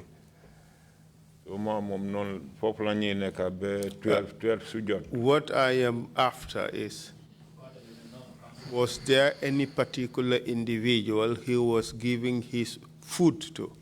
Man lima laajte lima bëgg nga leeralal ma mooy Baba Job lekka bi buñ ko joxaan te daanut ko lekka ndax am na kum ko daan jox. That is the person I don't know. But I can talk about Jibi because you don't remember the person's name or you don't know the person. Ndax ba nekk ni da nga fàttaliku tur bi ndax da nga xamut borom. I cannot remember the person's name. It's been a long time. But do you know if that person actually existed and you cannot remember the name, or you do not remember him having a relationship with anyone who he was giving his food to? Léegi lekka biñ ko daan jox da nga xamne amna kum ko daan jox de waye mënulo ko fateleku wala dafa nek ne yow xamulo sax ne amna kum daan jox lekka bi no mun mako fateleku dal mun mako fateleku I cannot recall amna ne mom jibi ba okay benna boy tam mu ngon fofu wa Bissau la Jao. Okay. There was one other boy, a native of Guinea-Bissau called Jao. Mom lastly infirmary la desa. He ended up dying at the infirmary. It could be that boy, death row Jao, who was on death row. Was Baba Job giving him his food? No. Baba Job daf ko daan jox lekkaam. So jox lekka bi daal loolu laa xamul ba ku mu war a jox lekka dëgga foofu ku koy liggéeyal ku nekk boy bu am nga rek maybe any lekka foofu kooku moo xam naka la koy def. The person whom tam boobu sax Yanguba Njaay mu ngi foofu right now life prison la. Kooku tam boobu tëjuñ ko. The person that he used to give the food is what I don't. Koku leka yu bari ni comme mburu yi ni rakam koku la don indi su indil koku mburu ak lu sew li mu wara leka koku tam mu indi ko. We received information from a witness that the prisoner Baba used to give his food to eventually died.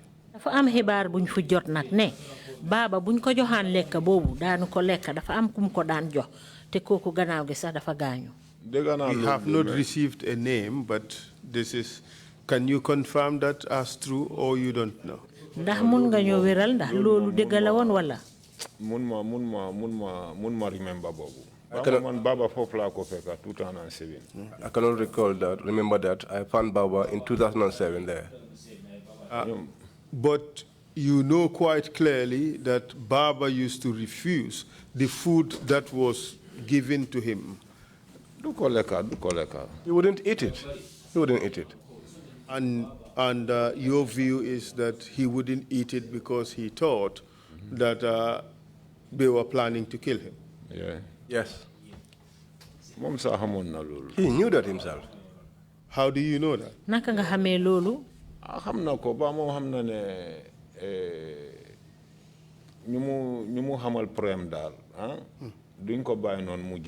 He knew it. He knew that the people with whom he had a problem would not allow him to get out alive. 9 years. He was in prison for 9 years. 9 years the foreign jenna ba lansin su amon lansin. Kaso am jeehon na won. I think he was due for release. But he was not issued with a license. So he wouldn't be discharged, even though he had finished his term. But mo ngi melni dal nanguñ ko wona bayyi digala sax apa bi mo warono tedda jeexna waye nanguñ ko bayyi. No nanguñ ko ba dega dafa warono am lansin. They did not allow him out, but frankly, he should have been given his license. There were several hunger strikes in the prisons. Could you tell us why? Amna ci ñu ci bari ñoo xamne nak ñoom dañ daan baña lekk fofu ci prison bi di ñu mëna wax loolu lo ci xam. On the strike mom ñun mus nañ def on the strike 2011. We once did a hunger strike in 2011. On the strike bobu buñ ko def. When we did that hunger strike, ngir kila on Dennis. It was because of Dennis. They came and said they were going to take our televisions sets. They will call the guy order. Rambo the Fagendon telebubes, a receiver. The Fayoni guy put jail bobu New York. David Coley gave order. Rambo had bought a new television and a receiver, and he gave instructions for those to be taken away.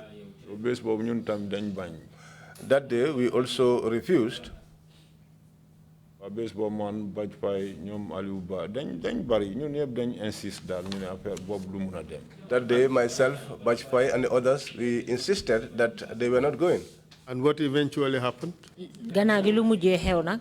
Lu mujjé xew dal after ñun dañ né légui lekka bi dal seen lekka suñu buñ ko lekka nañ ko délo Well, at the end of it, we decided amongst ourselves that we will no longer consume their food. That was the strength we had. And were the ringleaders also beaten this time around? ñi nga xam ne ñoo jiite nag mbooloo mi ndax boobu jamono boobu dóor nañ leen nag bi loolu xewee am nga loolu daal loolu luñ ko defee man su fekkente ne black jumper la doon sol temps bi dafa fekk deena. What the way they used to do it was such that if at all I used to wear a black jumper, I would have died by this time. waaw ñoom foofu ñun ñoo nekkoon ring leader yaa ngi gis de ñoom Aliou Ba ñoom Lamine Dabo ñoom Lamine Jaaju. At that time, ñoom yëpp si leen bokk woon. And who are those people? Where are they now? ñi nga lim ni ñan la anañu. They are dead. They are dead.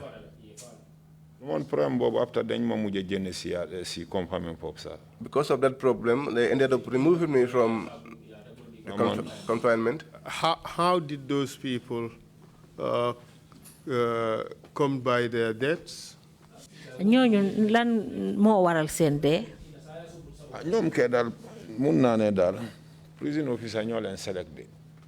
I can say that they were selected by the prison officers. ba bu ñu indi Bora Koli foofu ñu yóbbu David Koli advisor.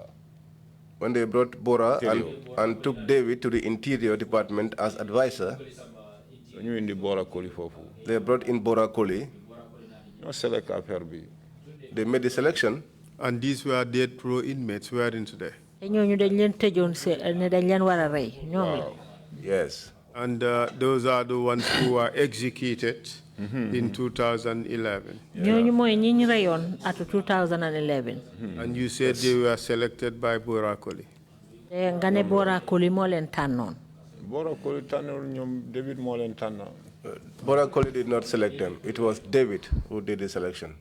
moo nekk interior advisor. Was the advisor at the Interior.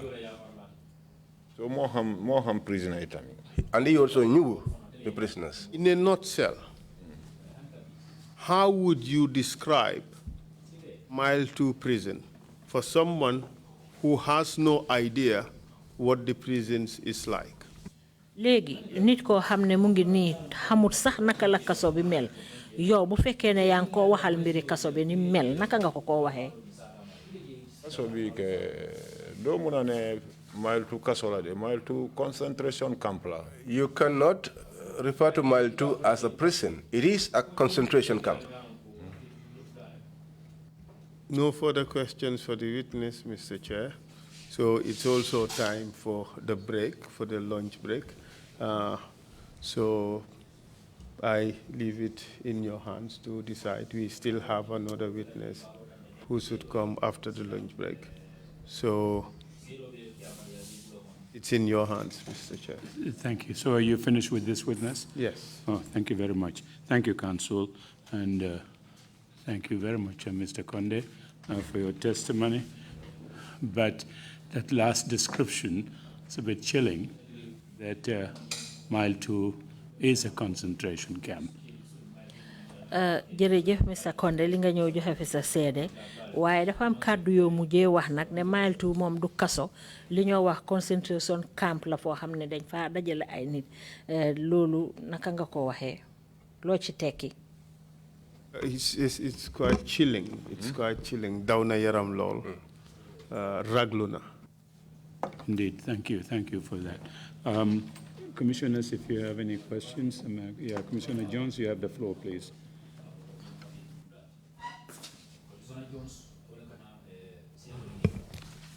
Thank you, Mr. Conde. I have two questions to ask. As a prisoner in prison, do you have access to the Prison Act? That way you know what your rights are as a prisoner. Mr. Conde, dama la bëgg laaj dafa am téere boo xam ne moo ëmbal luwaa yi dox ci biir kaso bi ndax yéen bu fekkee ne tëj nañ leen fa di ngeen dee mun a jot ci téere boobu noonu. téere boobu da ngaa tëdd kaso ba jeex. That document, you will spend your entire time in the prisons and you will not set your eyes on it. You mentioned that you were tortured several times. the act also states that if a prisoner is to be tortured, there should be a medic present or someone authorized by the minister. During the instances that you were tortured, was a medic officer present? Yow wax nga ne amna ay yoon yoo xamne door nañ la te loi bi lim wax mooy ne bu fekkee ne amna kenn koo xam ne tëj nañ ko ci kaso bi te war koo dóor dafa war a am ñoo xam ne ci wàlli fajkat yi lañ dañ fa war a teew ndax loolu xewoon na ci jamono jooju. No, loolu amul. That never happened. Thank you. Thank you. Commissioner Kerr, you have the floor. Thank you, Mr. Chairman. I have 3 questions I want to ask. The first is you've mentioned that in several instances, a lot of prisoners died in the prisons. Do you know if their religious rites were performed on them? Wax nga fi ne am na ñu bari ñoo xam ne dee nañ jamono joo xam ne ñu ngi leen tëj ci kaso bi ndax gannaaw buñ deeyee liñ leen war a defal ci seen wàlli diina pour defal ko niw bi dinañ leen ko dee defal. Niw bi ñun duñ ko dee gis de niw bi kay suñ ko jël yóbbu ko hospital moom. We never see the dead bodies. Once they are taken to the hospital, we don't see them again. Okay, I was going to ask you the second question, but let me just move to the third question. The third question is, according to your testimony, you are leaving prisons in 9 months. Do you think you have been prepared for life after prison? Wa yow ci sa wax daal mel na ni des na juróom-ñeneenti weer rek nga war a génn ci kaso bi yow at yi nga tëdd nii ci biir kaso bi yëpp ndax foog nga ne nag waajal nga sa bopp fi mu nekk nii pour dugaat ci biir askan wi. Just add, because the reason I asked this question is we had testimony from prison officials in the past few days saying that they have skills and other ways of preparing prisoners for life after prisons. That's why I'm asking, after you leave prison, have you been prepared for life after prisons? Boo gisee ma laaj la lii nag dafa am ñoo xam ne joxe nañ fi seen seede te ñoom ñu ngi liggéey foofu ci biir kaso bi ñoom li ñu wax mooy ne ñiñ tëj foofu dinañ leen dee waajal di leen jàngal ay métier ba nga xam ne suñ génnee ci kaso bi dinañ mun a dimbalewaat seen boppa ndax loolu dal na la yow. dëgg man ñii fu mu toll nii fu ñuy jàng métier boobu sax man sama tànka du fa àgga. Frankly speaking, these people, even where they are training people on skills, I don't even step my foot there. You will not make me to suffer to the extent of wanting to kill me. But because of God's intervention, you are not the one to make me up, not you. That is why where they are teaching these skills, I don't even go there. Thank you. Thank you. Deputy Chair, you have the floor, please.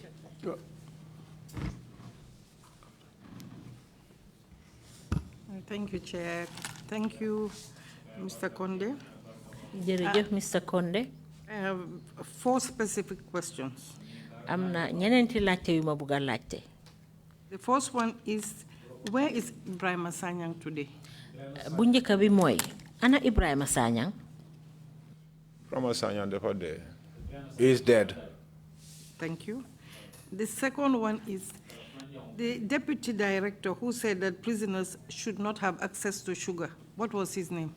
Ñaareel laajte bi mooy ki nga xam ne moo toppoon ca directeur ba te mu wax ne nag ñiñ tëj ci kaso bi ñoom waruñoo jël sukur naka la tudda? Kooku Yaya Jaaju Serfulay la tudda. Na? Serfulay Yaya Jaaju. Serfulay Yaya Jaaju. Sefla. Oh, Sefla. Chief Yaya. The person he said is more wicked than chief torturer. The third one is, when your teeth fell out, did you have access to dental care? ñetteel bi mooy bañ la dóor yi ba dama sa boñ bi ndax dimbale woon nañ la pour nga dem ci ñi nga xam ne ñooy fajkati boñ yi. man dóor buñ ma dóor si kaso bi seen clinique sax musuma àgga foofu lu may liggante daal sama gaay comme Sidi Jakte mu ngi foofu ñeneen jamono moom dafa ma doon dimbale ñeneen amox brufeng ñeneen garab yi yooyu ñoo ma doon dimbale. The beatings I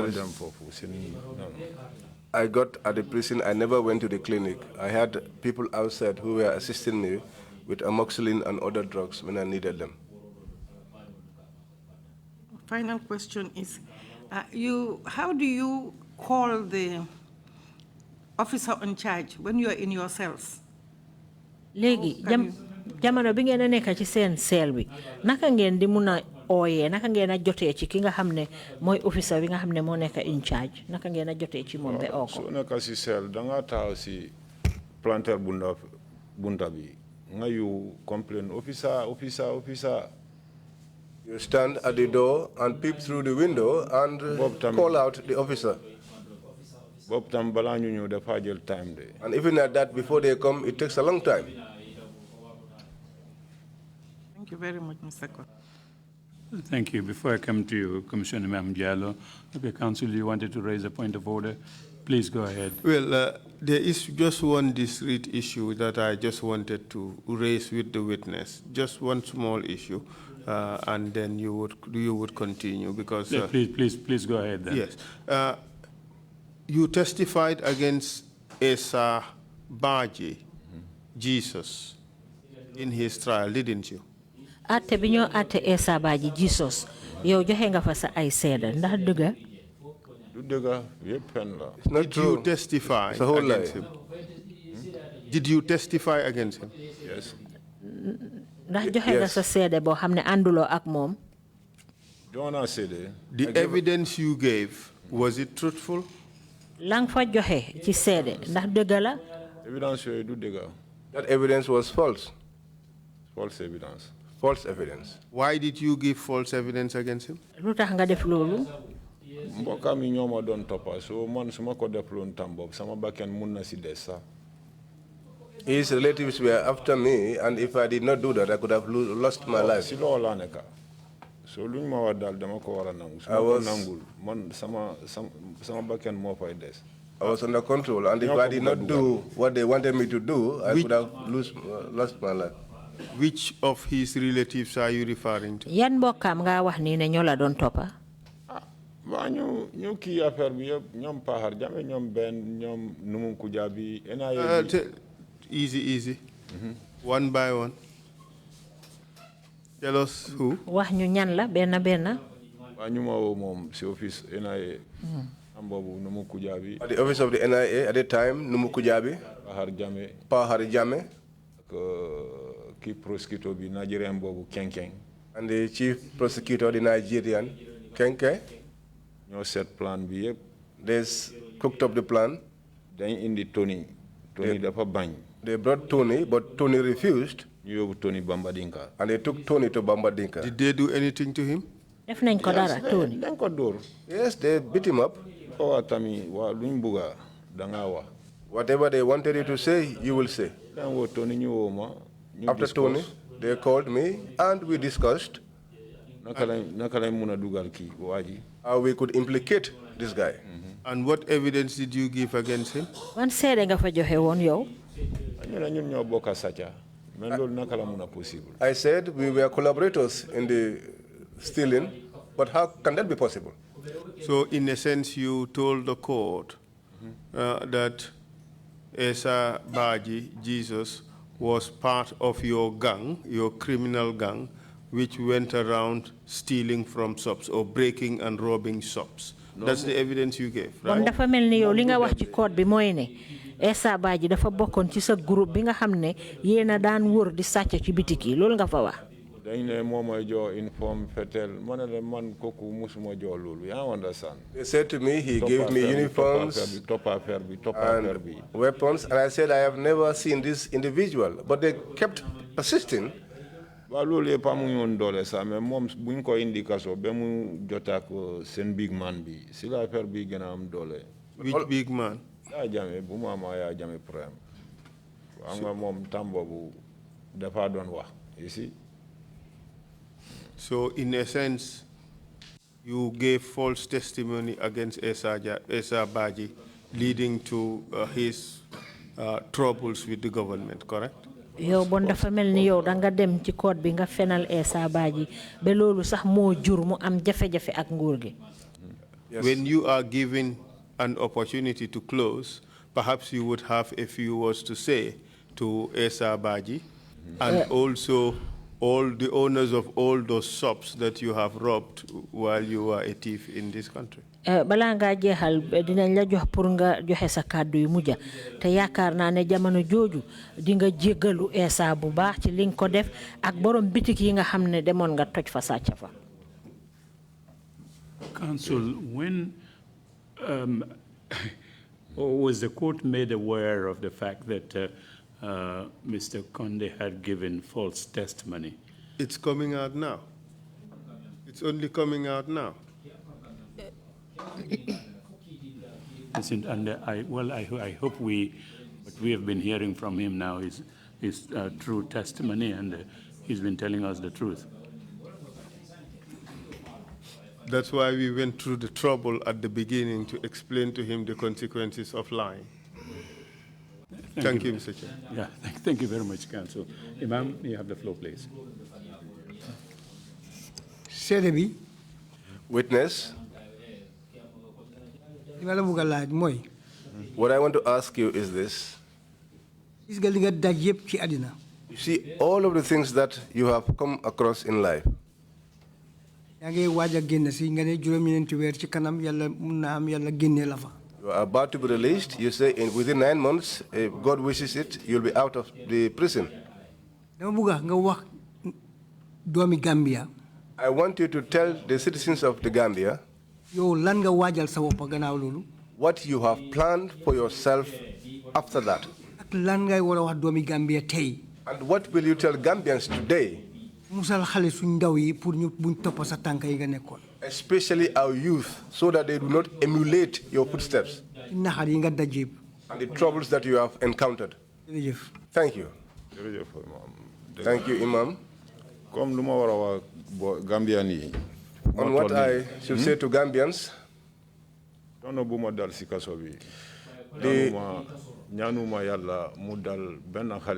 the troubles I have encountered in jail, I am not praying for it to happen to anybody. And I am pleading to all that whatever you do, make sure that it is lawful.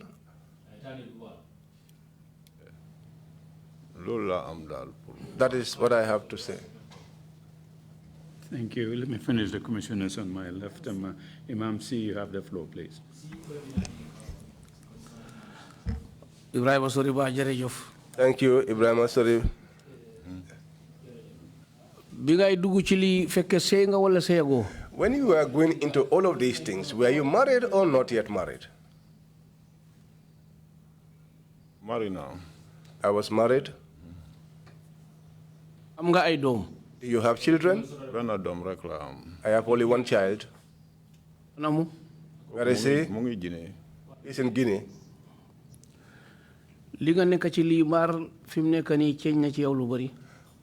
The experience you have undergone, has it changed anything in you?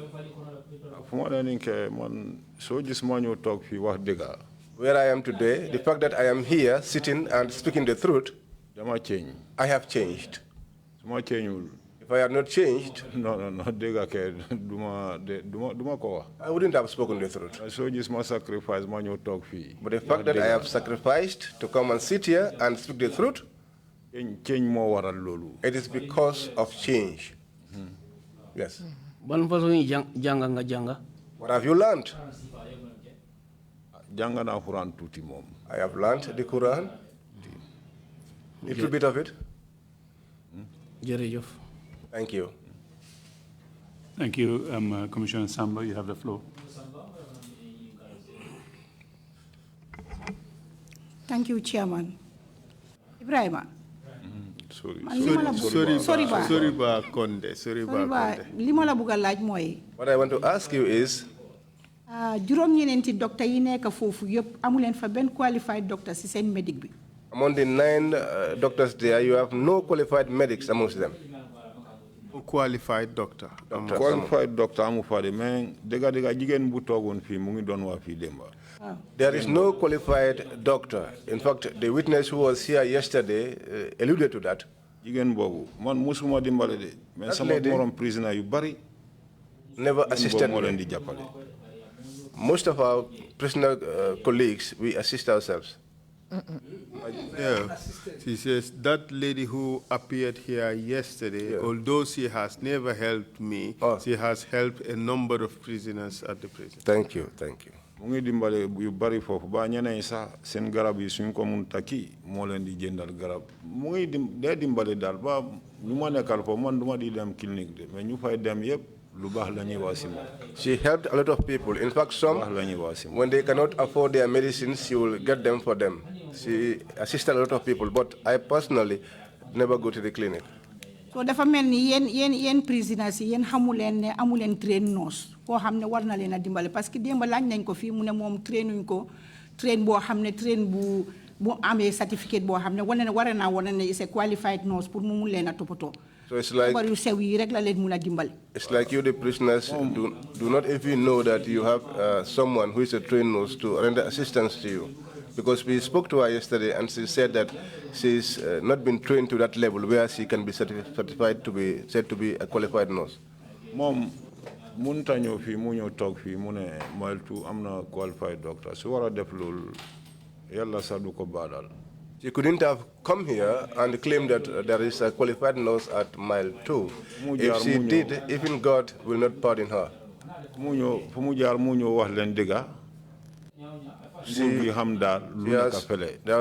There was no way but for her to come here and tell you the truth. Maybe yalla munna dimbale gaay ñu mëna am qualified doctor.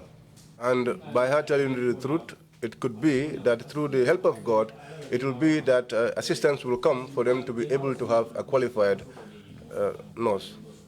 Okay, ci biir waxtaan bi la lead council doon laaj. Inside the discussion with the lead council, foog naa ne soo leen ñëw pour testify dañ la dee jox alxuraan ne nga téye ko nga waat. Yes. I think before you come to testify, you used to be given a Holy Quran to hold and to swear by. So kere bi nga wax keesi Jesus bi ndax joxuñ la woon alxuraan pour nga waat. The day that you were given testifying in Esha's case, were you not given the Quran to swear by? Fofu prosecutor bu fa nekk sax ñoo xam ne du dëgg ba ñoo nekk di ma jàngal wax lu ma war a wax. There, in fact, even the prosecutor of the case knew that that was not true because they were the ones who were teaching me what to say. They were teaching me, when you stand there, this is what you say and this is what you say. The one who was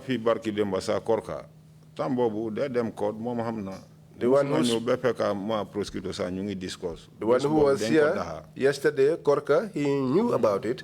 There was a day he came and found me with the prosecutor and we were discussing, but he was driven away. Before we go into the court, the NIA that takes me in, he was assassin Senghor. When Senghor takes me, we go into a particular room inside the courtroom, the courthouse, and I will discuss with the prosecutor. And the points that he thought they will help his case, we will put emphasis on those. That was it. So yow dafa melni yow da nga dimbale mbokki naka state bi nga dimbale state bi nga wax fen ci alquran te yow xam nga ne sa Allahu Taala li nga waat ci fen nga waatuloo dëgga so yàlla dina la punish ci loolu ndax yow nangu nga loolu pour di ko defal nit keneen. You swore by the Quran and testified falsely in favor of the state when you know that that is something that God will punish you on. Are you in any position to do the same thing for some other person? If I was on my own, independently on my own, where I am brought here, nobody beat me up, nobody insulted me. So I will speak the truth between me and God. But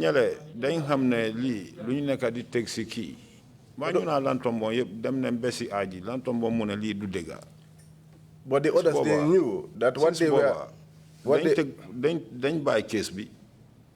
They knew that what they were, the allegations that they were levying against this guy was not true. Even myself and Lantombong, we went to the AG's office and he said this is not true. Until Jesus eventually became IG.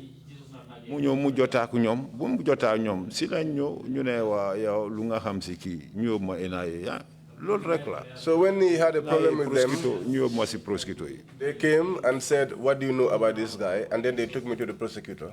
First prosecutor, we said, in fact, the first prosecutor, Chenche, was withdrawn from the case. After Abla Minkai, Monyo jail case. And Abla Minkai took over. But they all knew what was in the case. On en lañ la en bo xamne yo xamulo naka nga ko ene ko kon so ayo julé kon ñaanal ci yalla bour bi ba paré nga jégalu wa lool la it's like they give you a burden that you do not know how to unburden yourself so every day you pray to God munna ñu ma wa fen mais am na ne fen bobu amul ngering I could have come and tell lies, but I know that such lies would have no meaning because you have important people here. Nobody beat me up, nobody insulted me. That is why I came and sat here. What passed, which I know to be false, I will make a clarity on that so that all of you will get to know it.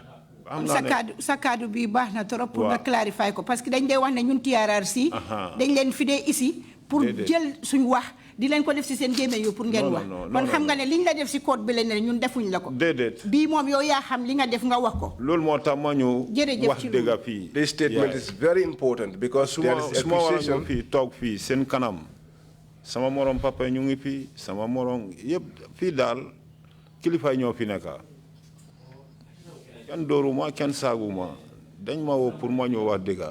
nobody beat me up. Nobody insulted me. I was called to speak the truth.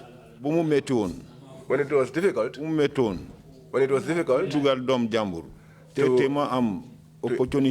implicate someone's child, today that I have the opportunity to clear the air, I will not be ashamed to say so.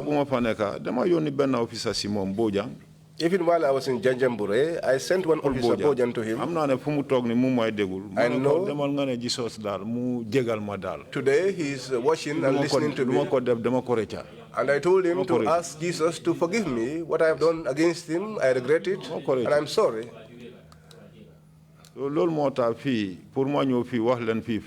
is why here to come here and tell you lies, I do not see the benefit of such lies. Not at all. That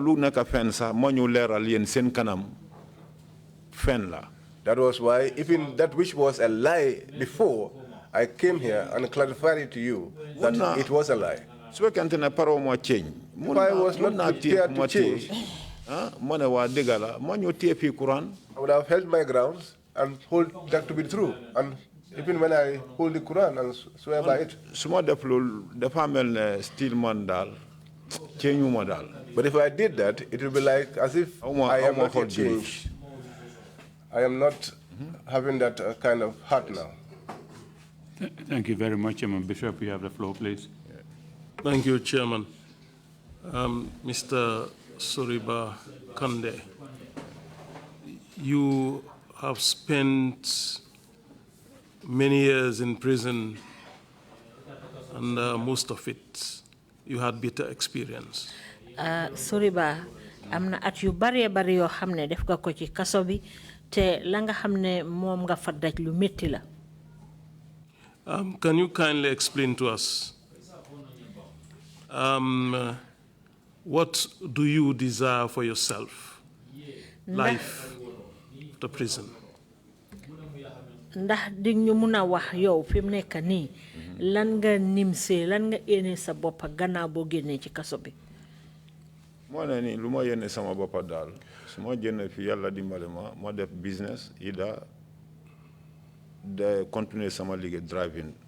What I wish for myself now is if I leave the cells, if God allows it, either I am engaged in business or continue what I was doing before, which is driving. And does that mean that you will not allow yourself to be tempted again to your former way of life? Won dafa melni dal do nango dugalat sa bop ci jëf ya nga xamne yang ko daan def bala nga dugga ci kasso bi. Suma wara delo lu liggé bu nga xamne roxal na ma bugana de yalla jappale na ma still man nekul ne sama góor ya moma mota be ma ngi tok sen kanam te. If I want to revert to my something that almost caused me to die, it's not because of my strength. That is why I am alive today. People who were healthier than me, who were more endowed than me, died in prison. But I see that God still loves me. So I too should love myself. Thank you very much, Mr. Conde. If you have any concluding remarks to make, please proceed to do so now. Jërëjëf Kande léegi nag bu fekkee ne am na ay kàddu yu mujj yoo xam ne bëgg nga ko fee gaaral mun nga koo wax.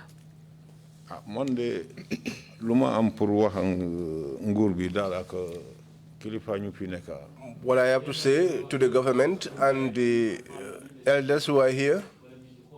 Kaso bi yu bari ñu ngi fi. There are many people in the prisons. So, mistake more than fadugal. And they got there through mistakes they committed. I know that many are there, but what they had done, they had regretted it. How much they knew them the new? I do not know those that go and come. High sentence them for yaga. Those who are there sentenced for a long time. We are acquainted. I am appealing to the government. If they can allow them a chance and assist them. For me, where I am, my term has almost expired. But for them,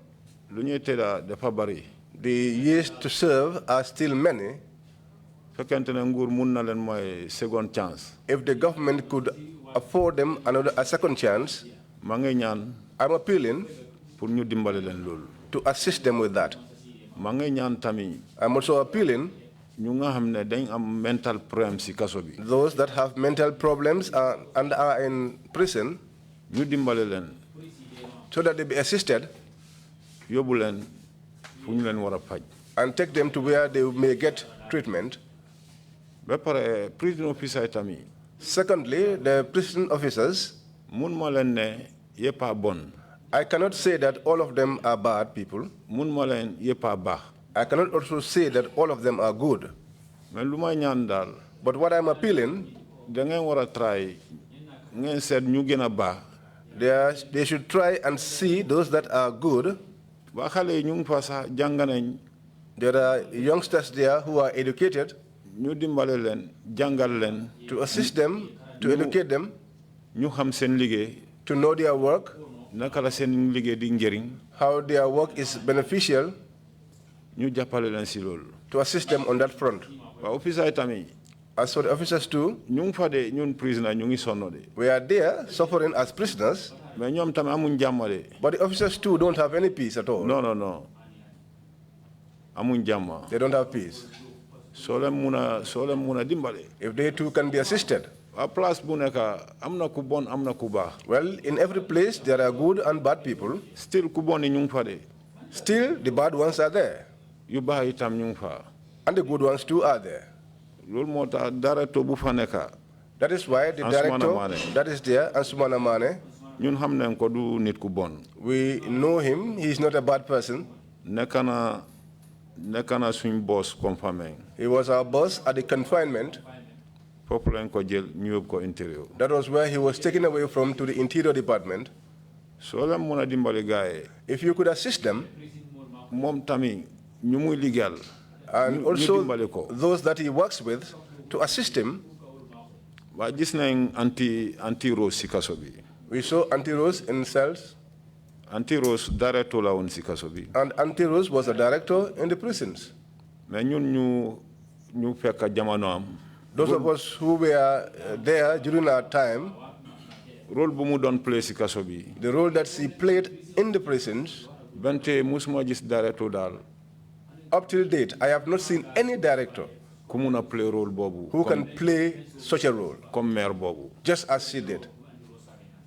Wa maire bobu jamono am. That woman, during our time, more sampa pour bu nek mile 2 moko sampa. She built the bakery that you have at mile 2. Maire bi Christmas moy togal prisoner yi. That woman, she will cook for the prisoners during Christmas. Friday, moy togal prisoner yi. She will cook for the prisoners on Friday. Tuesday, moy togal prisoner yi. On Tuesday, she will cook for the prisoners.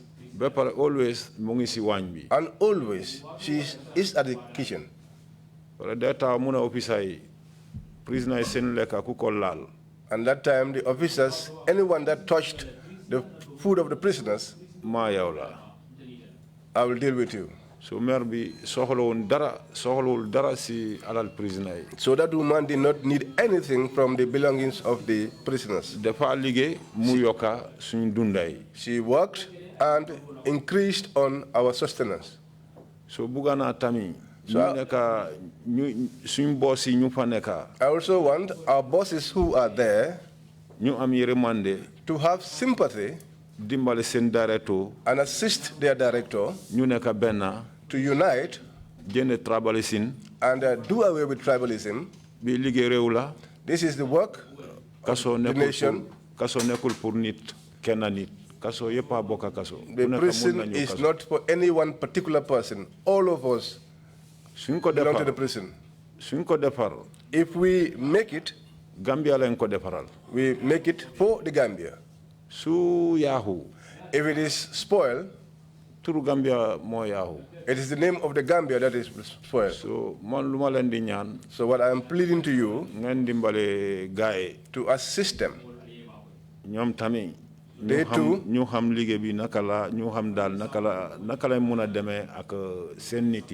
should know how to go about with their people. I don't have much to say. No,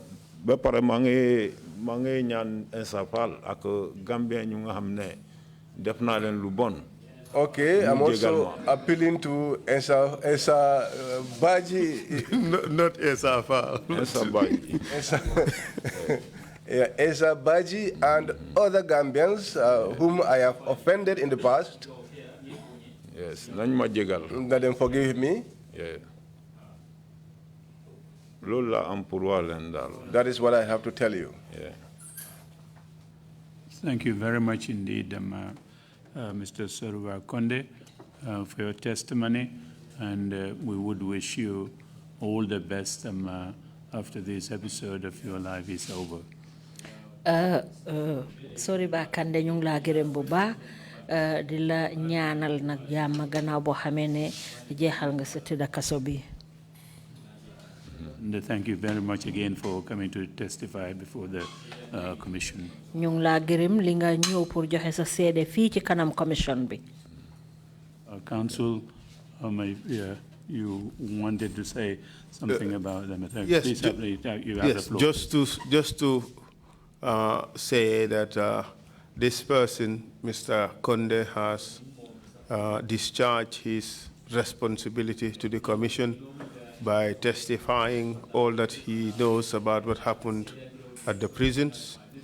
He has mentioned names, and the commission wishes to inform all concerned not to take reprisal measures against Mr. Conde.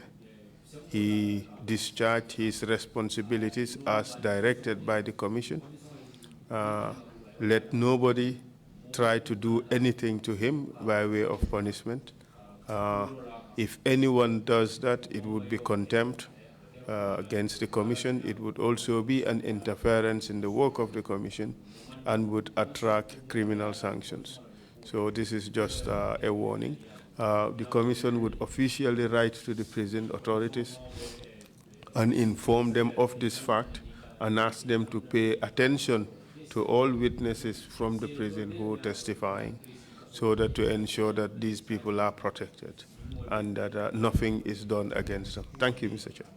Thank you. Thank you, Council, for that reminder, and not to do or take any reprisals against them, including corporal punishment. Thank you very much, and we would take a lunch break and come back at 3:10. Thank you. Meeting is adjourned.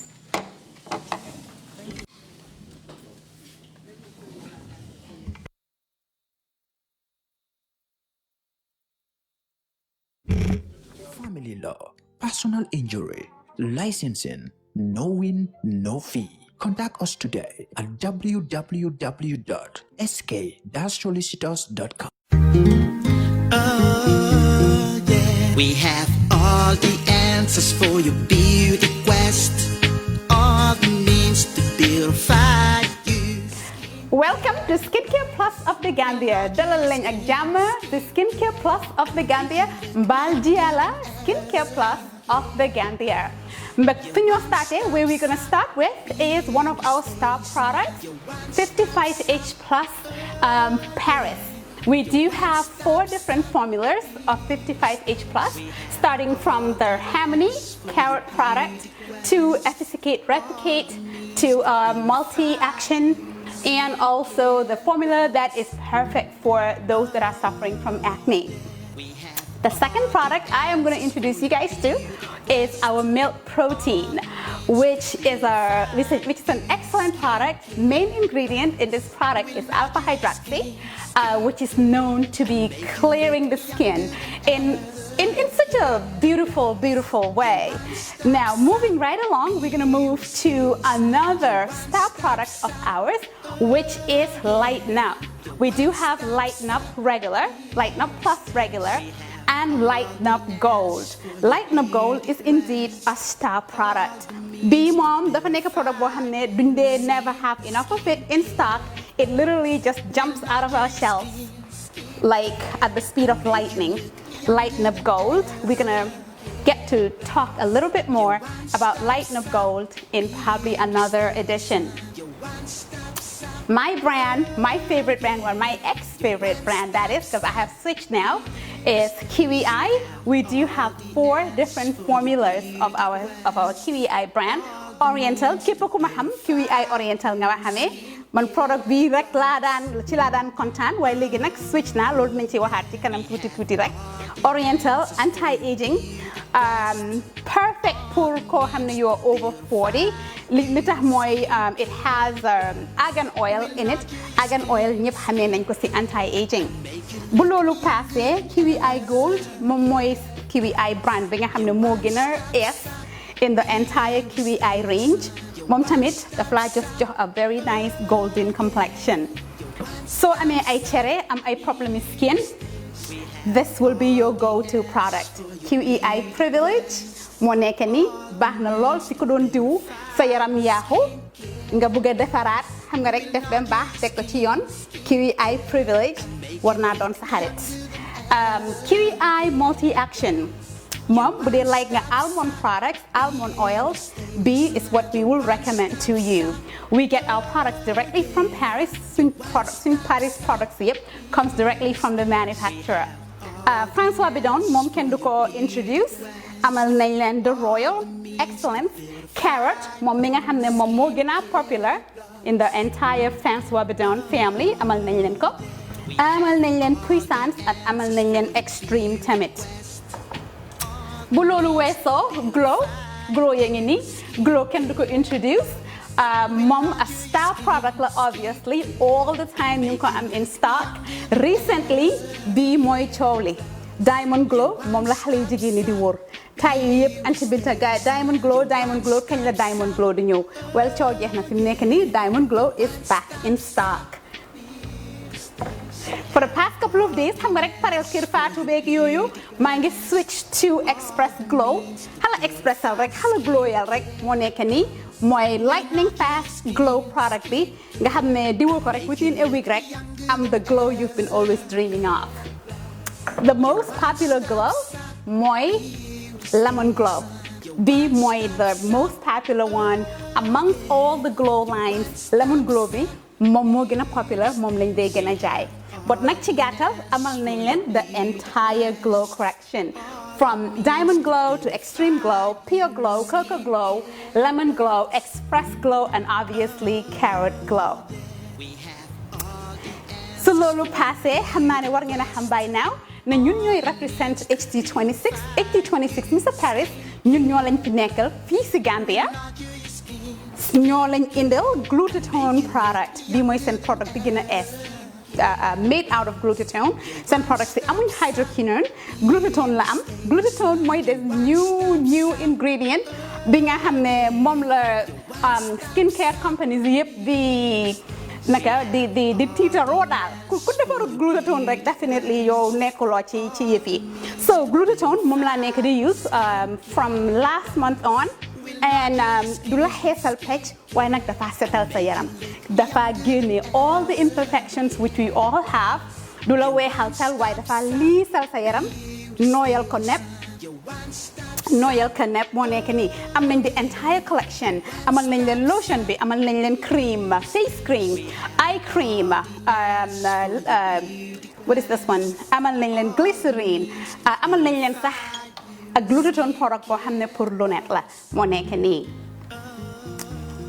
su loolu passé amal nañ leen the glutathione vitamins seen vitamins yi ñoo nekk nii one a day nga ko jël and not only ne dafa leeral sa yaram but it's a very good anti-aging antioxidant anti-aging vitamin la ci gàttal oil si nekk nii HT26 benn tey rek ñu ci HT26 amal nañ leen 8 different kinds of oil from Barago oil to carrot oil, lemon oil, name it in skincare oil am nañ ko. Seen oil si is not only for skin but mun nga use oil si for your hair and some are for your entire body.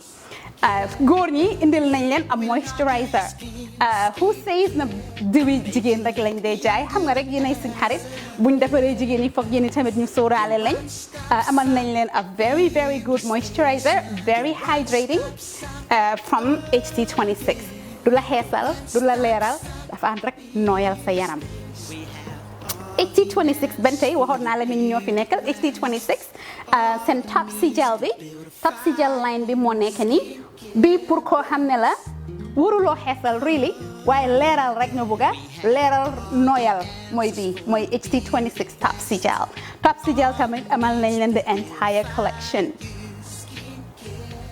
and then moving right along benn tey ñu ngi si HT26 waxoon naa la ni ñun ñoo fi toogal HT26 ma ca Paris HT26 amal nañ leen almost like 9 different collections from them preparation bi moo nekk nii amal nañ leen anti-tache usoon naa ko a couple of months ago actually about 3 months ago moom it says it all the name says it all it is anti-tache so ko use doo am benn tache at all doo am any spot at all on your skin moo nekk nii du xees waaye nag almost xees la in my world and then amal nañ leen vegetarian boo amoon stretch mark te mu jaaxal la lool dafa fekkut nga ñëw skincare plus vegetarian line bi mooy pour stretch mark mooy pour réew so garabi réew ñi ne ko doon laajte amal nañ leen ko from the laboratories of skincare plus Paris I mean from HT26 Paris that is yes I can't wait for skincare plus Paris anti-aging caviar seen caviar line bi HT26 seen caviar line bi is geared towards anti-aging loolu mooy su dee yaa ngi jéem a gis signs of aging and you want to get rid of them wrinkles age spots or whatever it is the caviar line is highly recommended for that kind of individual benn tey ñu ngi si HT26 amal nañ leen tamit another line of product bu ñoo ooyee white essence ñoom 5 different formulas lañ am bi gën a fort ci white essence mooy expertise moo nekk nii moom moo laa weexaltal moom mooy seen strongest formula the second strongest formula in white essence mooy caviar dina la xeesal ba pare tamit it has anti-aging properties as well because of the caviar extract Bulolu Passe, the third most lightning product from White Essence, Moi the Perfection. Perfection be nekani. Head gi neex na lol and very nice on the skin. Bulolu Passe, the fourth most lightning product, Moi Repertoire. Repertoire be moi sen fourth lightning product. So today I'm just a black beauty, a natural black beauty. Ngabuga ko maintain, but ngabuga just that kind of glow. Then I will recommend the Transparence. Transparence, mom, the name says it all. It is basically just very transparent. Kuneka munako use as long as your goal is just to maintain your natural complexion. More than transparent, I'm gonna name the entire line: the soap, the lotion, the oil, the face scrub, and the mask. Your one-stop shop beauty station. We have all the answers for your beauty quest. All the means to beautify you. Skincare Plus.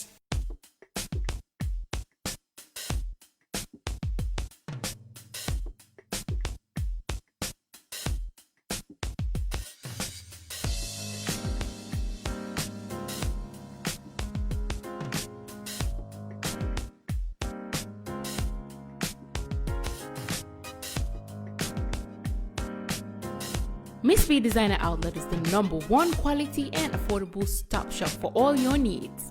Get your evening dresses, suit and ties, office wears for both ladies and gentlemen, beach wears, sport wears, pure leather shoes for men, quality belts, bags, heels for all beautiful ladies, original perfumes, accessories, and a lot more.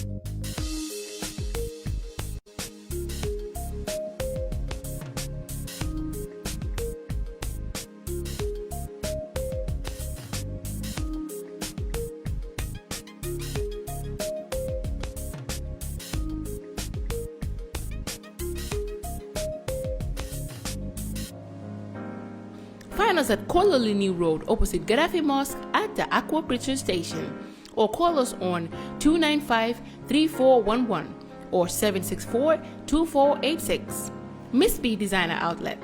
Shop right, look good.